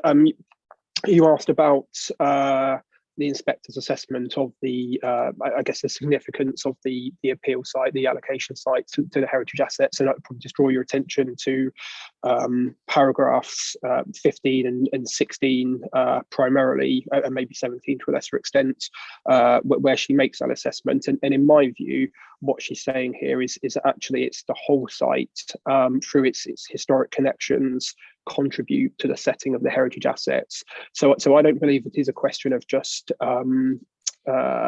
design or appearance here. Fundamentally, the development of the site would lead to that loss of that connection between the heritage assets by virtue of the new development, and therefore there would be heritage harm. And forgive me if I've misheard what was just said, but I think that was the position that the council has accepted, which I think if one then goes back to the proposed policy and the requirements that are set out, point 2 refers to the setting of the settlement character, Bayford House, Sharpton Host, and the conservation area shall be maintained, is the policy wording. Now, I don't take a point on the conservation area, but I do take a point on the two listed, on the two buildings in terms of their heritage statement, heritage setting. In my view, that there's a contradiction here, because this policy is requiring something that is very unlikely, almost certainly cannot be achieved by virtue of the impacts that would occur on the heritage assets.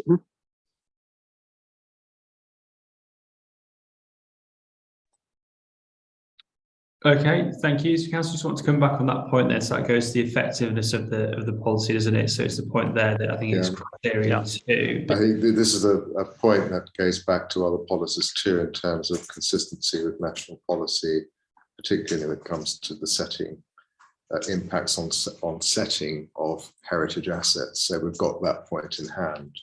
But at the end of the day,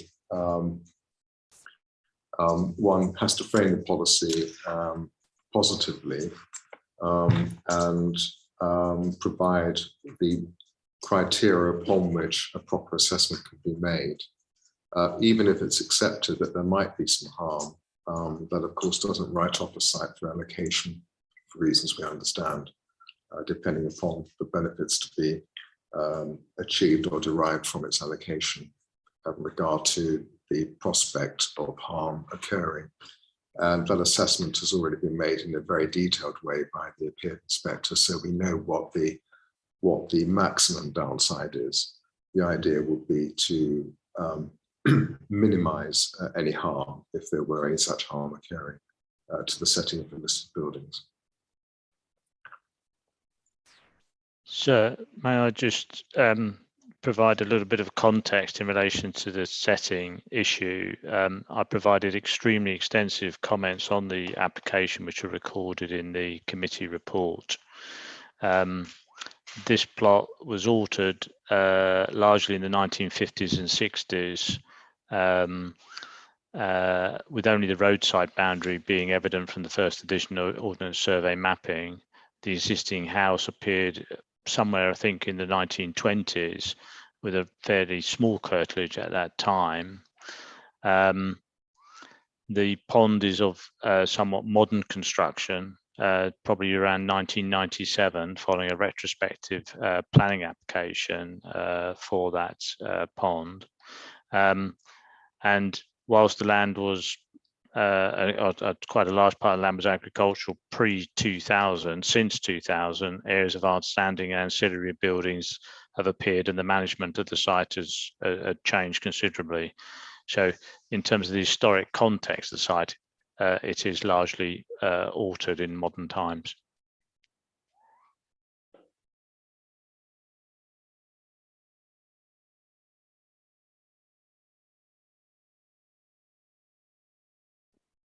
Okay, thank you. Yeah, certainly want to go and have a look at Charlotte. Obviously, I'll be in touch with the programme officer with regard to sort of setting up some site visits for all of these sites that we've been talking about this week and last.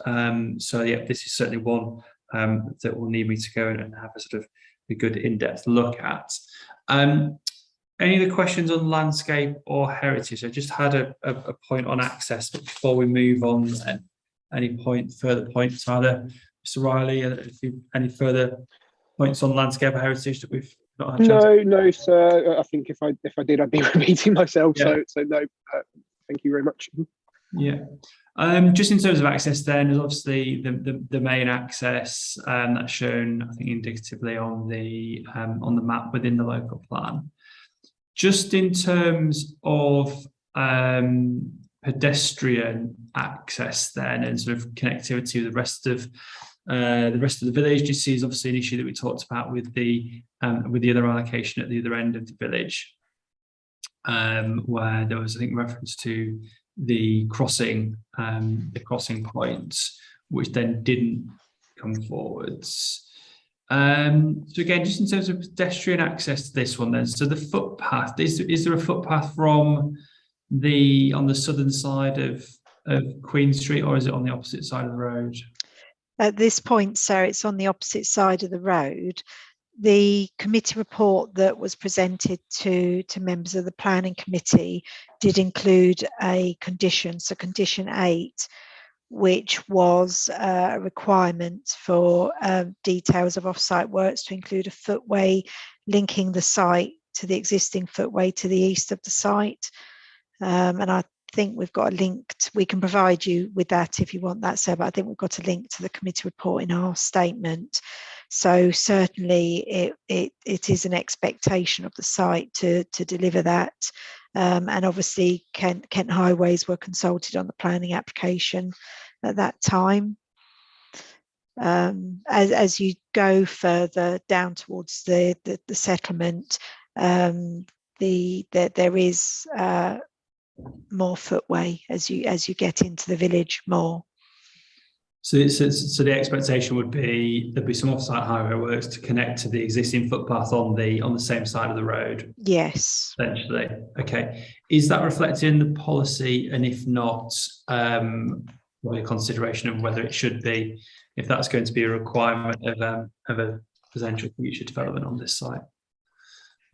It's probably something that should just be reflected in the SA2 policy. Yeah, it's not in there at the moment, sir. Yeah. Okay, any other questions, comments, observations? Mr. Riley, anything else about the site? Obviously, we talked about landscape heritage, previous decision, access, anything else from yourself?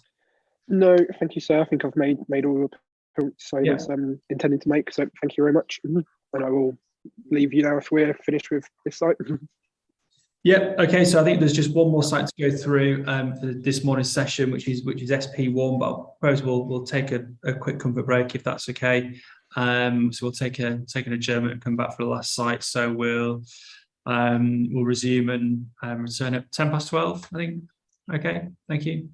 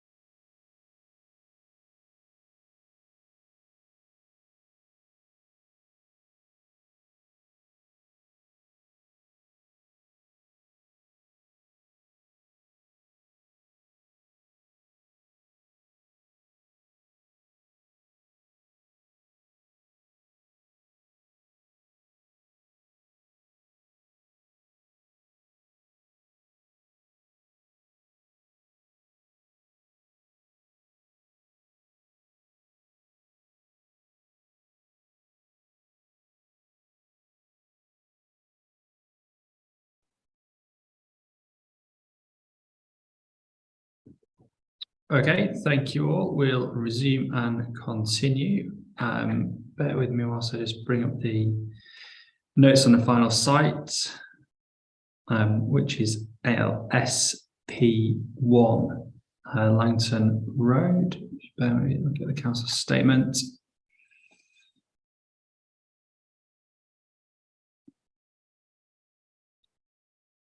Okay, so again, I think this is a site that falls within within the AONB. So similar questions to the others really then. So to start off, really, how is the site area being determined, the scale of residential development, and any impacts on landscape character, please?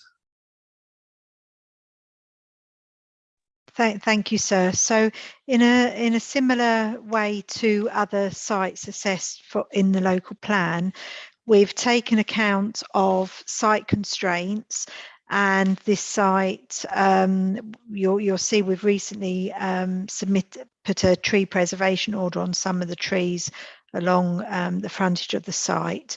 So it's also been informed by officer site visits and discussion with the Council Specialist Landscape and Biodiversity Officer.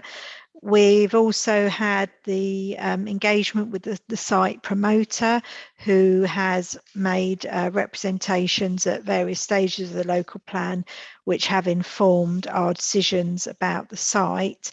We are conscious as well that the site is an edge of settlement location, so that has informed our decisions really about the scale and the policy wording going forward. And we've obviously assessed whether it's major development in the AONB, which is your question 1 about the site, and concluded that we don't feel this site is major development. At paragraph 6 of our hearing statement, we discuss the development strategy topic paper and the table 10 at appendix 3, which obviously you've heard about a lot at previous sessions. And this site is identified as a remnant land parcel on the edge of the settlement and routeway that has strong boundary features that would be retained. So these are all, and at paragraph 4, we identified that it's not a substantial site. It's reasonably related to the existing settlement, and impact on the AONB is predicted to be low. It's a relatively small development that is well related and contained by a strong landscape framework. So in terms of the number of units for the sites, we were obviously mindful of the fact it is an edge of settlement location. And just further to the north, you've got the Speldhurst Conservation Area. And if I remember correctly, Mr. Scully will correct me if I'm wrong, there is a historic farmstead nearby as well. So that's really what's informed the policy provision of 10 to 12 dwellings.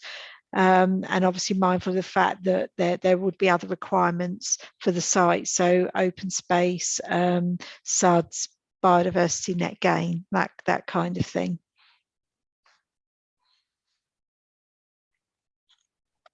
We'll come on to this in future sessions. I think there's a question.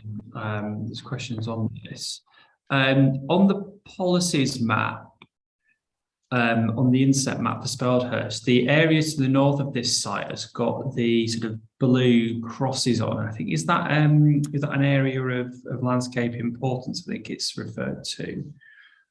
So to the north of the site, then, what is that area? Just talk to me about what that designation is, and then how this site, presumably this site is just outside of that designation, is it? So could I just have a moment, sir, to get the map, if that's all right? Yeah. I shan't be a moment.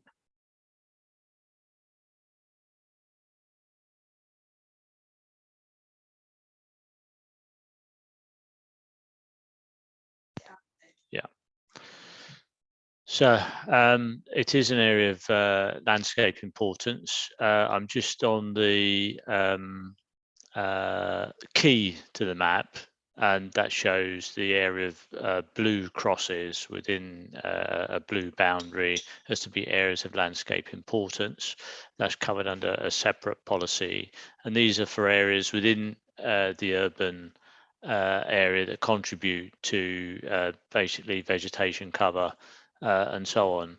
And you'll see when you go into what's called furbies, which is the development, these are spacious properties and spacious grounds with an extensive amount of tree cover and shrub cover.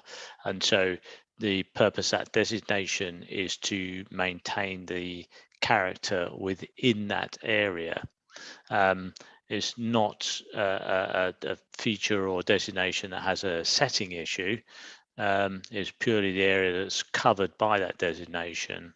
And we will be coming on to talk about it in terms of the contribution it makes about that particular area that it covers.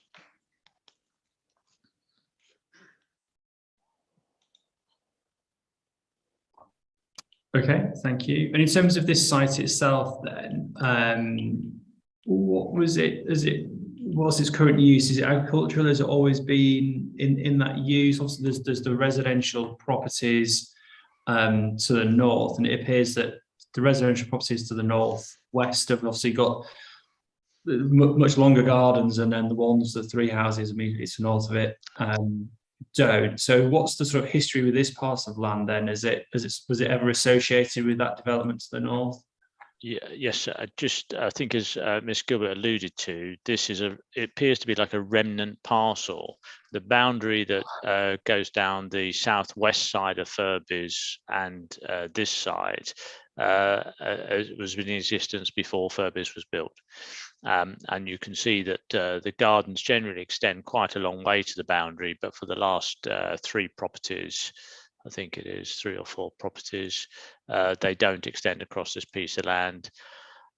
Who knows why that was the case? It remains separate from other land around it, but has been managed, as far as we're aware, I believe, as agricultural land, as grassland.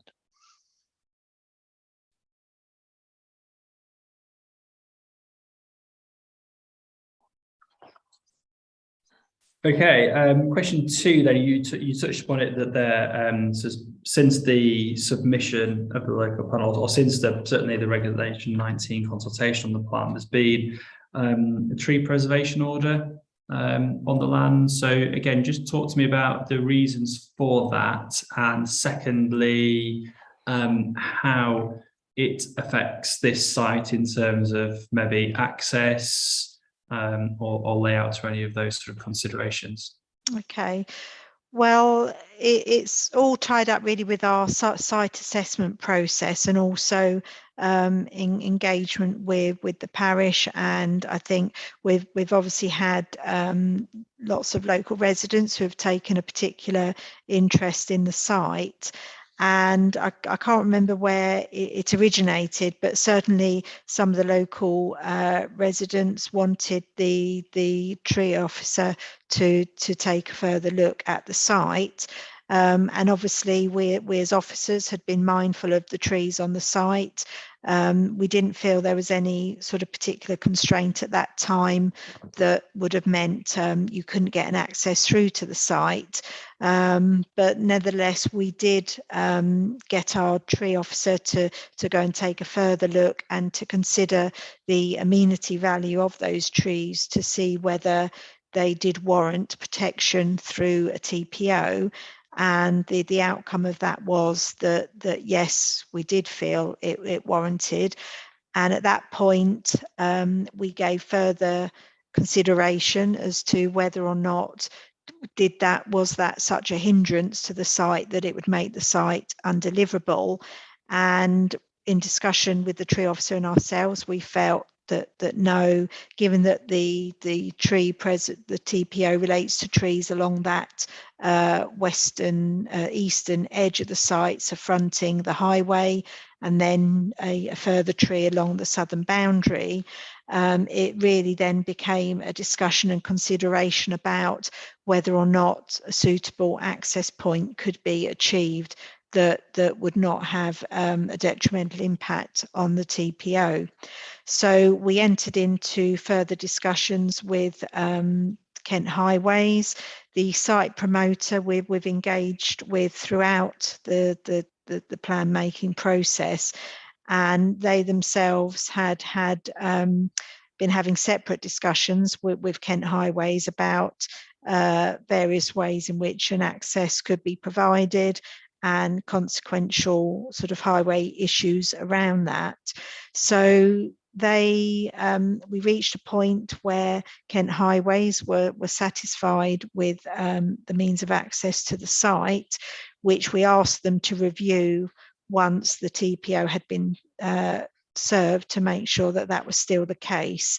And you'll see that in appendix, the appendix to our statement, so Appendix 2, we attach email confirmation from Kent Highways that they were satisfied that an appropriate means of access could be achieved.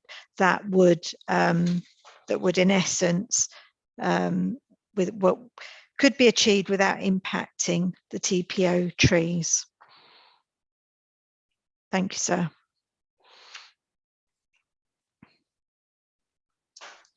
Okay, so highways are content then that suitable access can be achieved without or with the constraints of the TPO trees. In terms of the site frontage as well, there's obviously a hedgerow along that site frontage with the trees. So it's just the trees then that are subject to the preservation order, presumably, is it? Yes, that's correct. Yeah. And then you've got a development requirement which talks about schemes should ensure the retention of hedges and trees alongside boundaries, minimal loss of the creation of a vehicle and pedestrian access.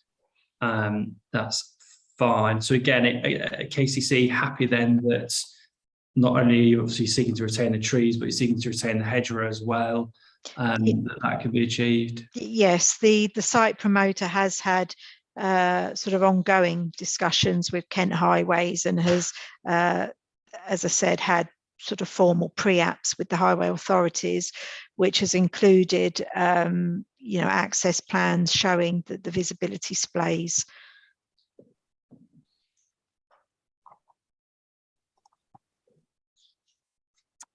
Okay. In terms of the development requirements then, criterion 2 in terms of sort of sticking with this access and highways issue, development criterion 2, the proposal shall make provision for and implement necessary traffic calming measures informed by the outcomes of the transport assessments. So what might they be? Is it clear what the developer is going to be needed to do in that regard? I think perhaps it might be that we need to look at that to make it more clearer on that point.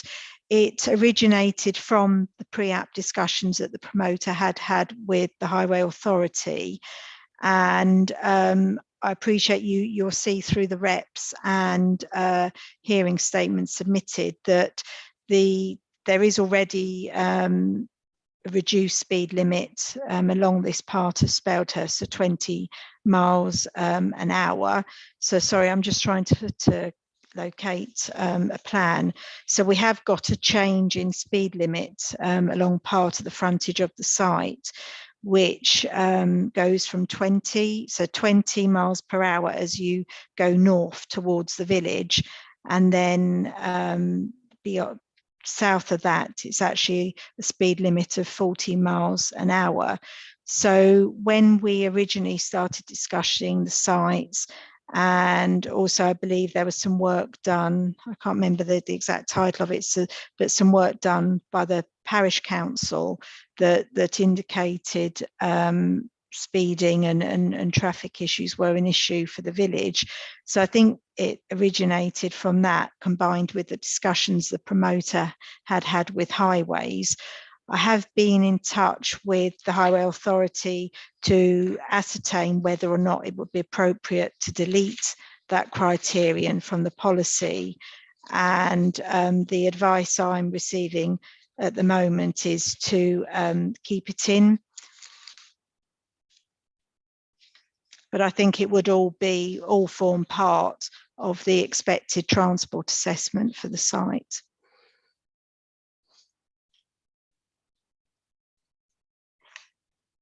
Oh, sorry, I was on mute. Just in terms of the speed limits then. So where's the so Langton Road, it's Langton Road, isn't it, coming from the south into Speldhurst then.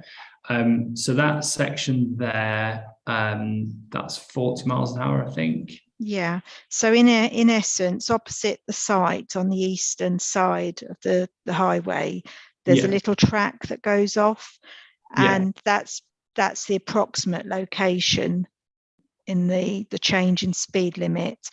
And is that something that's being carried out now then? So it goes from 40 to 20, does it? That's right, that's there already. And then there are where you get the painted speed limits on the road at that point as well, with a little there's a timber sort of gateway feature into the settlement that also has the speed limit on it. So looking at our policies map, if you like, the change in speed limit is, I think it's approximately north of where the potential access is indicated at the moment. So would there be a requirement to, obviously subject to this development, would there be a requirement to change that in any way then? I think that would have to be something that would be borne out through the transport assessment.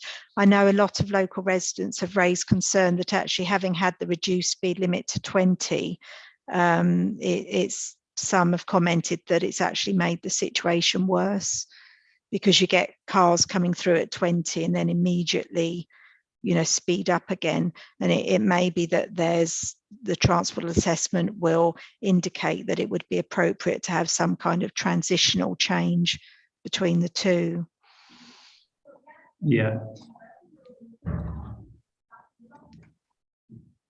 So maybe then, just looking at the wording, so if that was something that was considered as part of this scheme and something that was obviously open to the county council, I'm just wondering whether that would sort of come under this umbrella of traffic calming, or whether that infers something different. So I think look at criterion 2, and it may be that it could just be worded in a slightly different way. Traffic calming and or other appropriate measures. Something along those lines, where it may not necessarily be traffic calming per se. It might actually be alterations to speed limits, the road layout, signage, like that.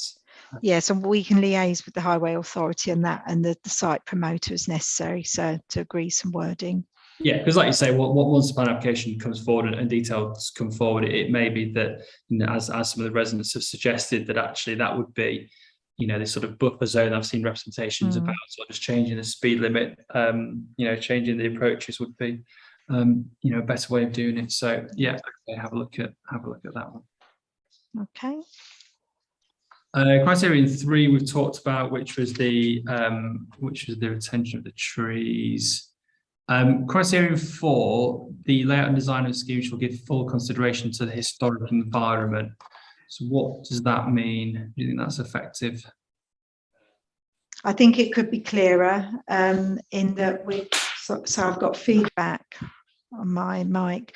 It could be clearer, sir, and really it's reference to the heritage assets in the locality. So the conservation area to the north, and if you bear with me,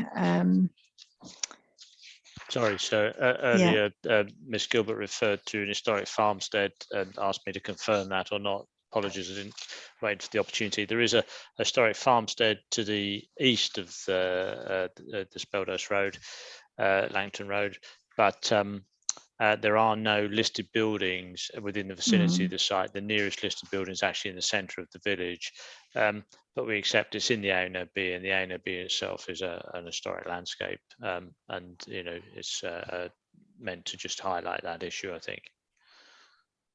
I don't know if there's anything else you wanted to say about that, Ellen. I think it's something we should look at and probably specify exactly what it is we mean by that. Yeah, and also in order this, to make it sound. Yeah, and this is one, isn't it? It's within the AONB. Yeah. Just looking at the policy, there's nothing in the policy. Again, mindful that the plan is read as a whole, but I think for other allocations, whether in the AONB, you do have a sort of policy requirement, sort of, you know, headline policy requirement, you know, that talks about the AONB and obviously landscape character, etc. So have a look through your site allocations and just ensure that the plan is internally consistent. So if some allocations refer to the AONB, but this one doesn't, then yeah, we've got the cross reference to EN19, but I think again it could be more specific in its requirement for an LVIA, for example. Yeah, just again, we talked about the criteria, the AONB, and we talked on previous days about amending that or tweaking the wording to make, again, making it clear. You know, it's about avoiding harm or minimising harm rather than just requiring the submission of an LVIA. So when you look at that wording, just cross-reference, just make sure that the plan's internally consistent with the allocations. Because yes, obviously, you know, it's in the AONB, so that's obviously going to be a material consideration.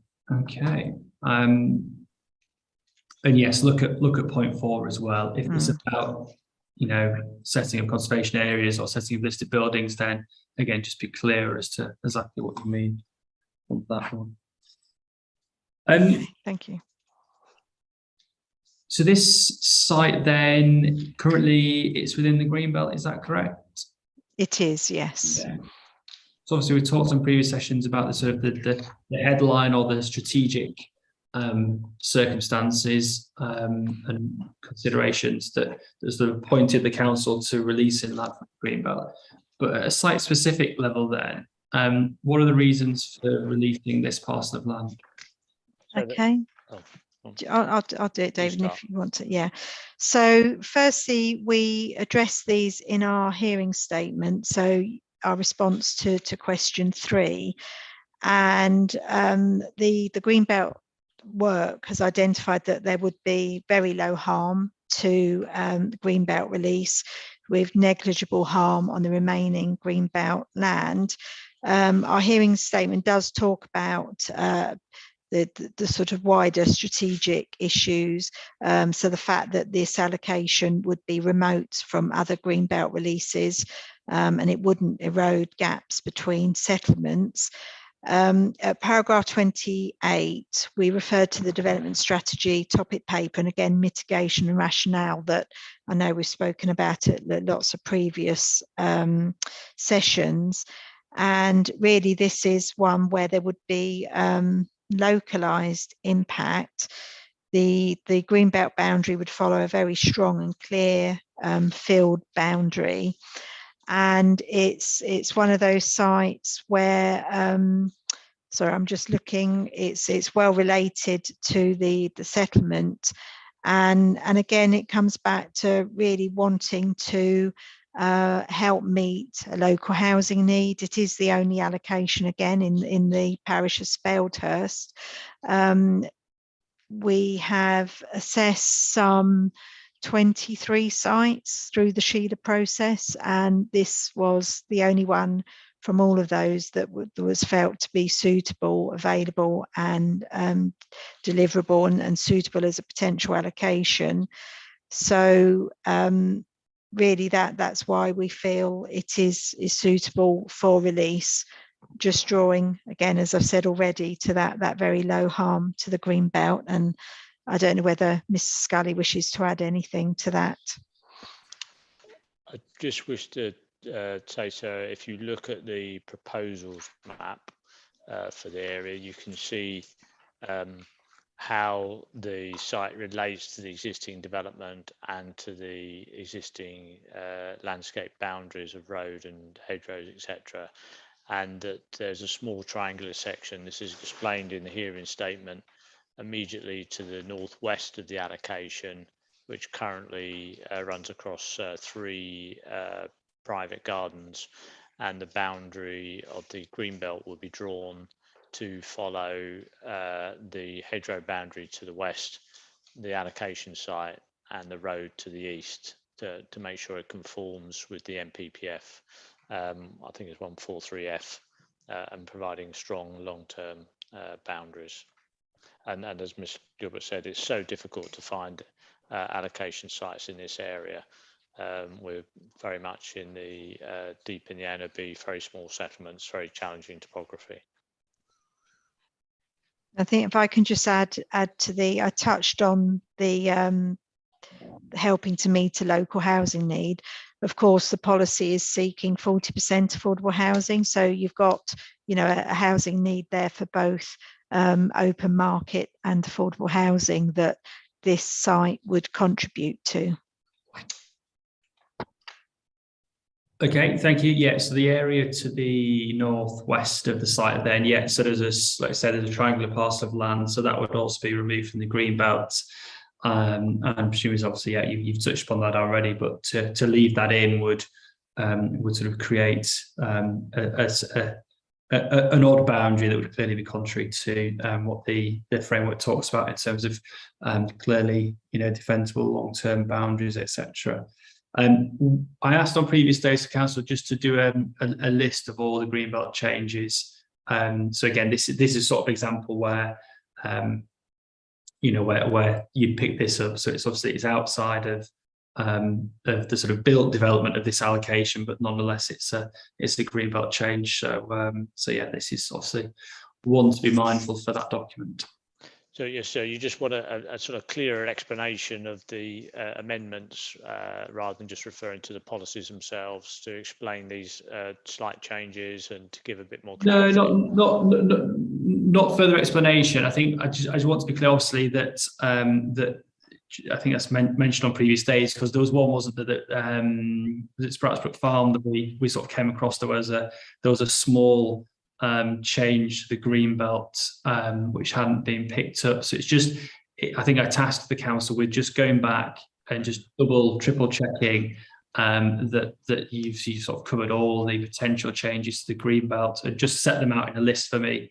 Where it's an allocation, it's fairly straightforward, but it's just checking that there's no other sort of minor plan changes that have been made on the policies map which actually require changes to the green belt, because even the smallest of garden is still a change to the green belt boundary, so it would require justification.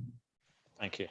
So it's a list really of all the consequential changes. It's just a list of every piece of land that is coming out of the green belt as part of the, if this plan was adopted, here are the sites that would come out of the green belt. Obviously, the allocations are fairly straightforward. It's just checking there's no sort of, little nuanced changes to boundaries that are being made elsewhere to, make boundaries more coherent and, clearly defined. Yeah. Okay. Yeah, we have that in Thank you. hand. Thank you. Okay, which brings us to the end of the discussion of today's site. So nicely in time for lunch break. As I said, this afternoon's session was a reserve session, which is not needed. Whilst I've got you tomorrow, and let me just bring up the matters, issues, and questions for tomorrow. Bear with me. So tomorrow will be obviously a longer day. It's a full day, so there's no reserve session. If there's a lot to get through tomorrow, we do have the reserve session on Friday. So if for whatever reason we don't get through, then we can always either sort of sit a bit later, or we can use the reserve session on Friday. One thing I did just want to raise, which obviously I raised it on the Paddock Wood session, and obviously we've got time tomorrow to talk about it, was this issue around land that's allocated for development to the north of the railway line at Paddock Wood. So I'm just going to bring up the policies map for Paddock Wood, and again we'll go through it tomorrow, but I'll just sort of again make you aware of it, so it's something to consider. 'Cause it was something that we said we'd come back to. So on the policies map for Paddock Wood, you've got Paddock Wood, and you've got the sort of buff colour, which is the strategic site. So it's SDR SS1, I think, isn't it, Paddock Wood? And you've got the sort of western parcel of land, which we talked a lot about, and the eastern parcel of land, which we talked a lot about at previous sessions. Then there's a sort of northern parcel of land, and this is where we'll come on to talk about that tomorrow in the context of the employment allocations. Now, the query that we had, and this cropped up on Paddock Wood Day, is essentially what is allocated to the north of the railway line. There's the employment sites, which are clearly sort of defined, but there was also this issue about, does the allocation then encompass the other uses? So to the north of the railway land at Paddock Wood, you've got obviously, you know, commercial and industrial uses, and that's the topic for tomorrow. And I think you sort of said you'd need to go away and consider that. So it's something which will probably crop up tomorrow, essentially. So do have a think about that. It might not be that you know the answer, but it's something to consider tomorrow about how the employment allocations to the north of Paddock Wood, how they're defined, how does the plan work, especially with regard to this sort of northern area, which I think is called a northern parcel, maybe even. So maybe just have a look at that ahead of the session tomorrow, and think about how that would work, how those employment sites would come forward, and this issue of the sort of wider allocation is shown on the policies map for Paddock Wood. Very good, sir. Okay, Charlotte, anything from yourself? Nope, nothing from me. No. Okay. Well, thank you all for your time, and it's a 9:30 start again tomorrow. So it says quite a lot to get through. Hopefully we'll get through it, but if not, we've always got Friday.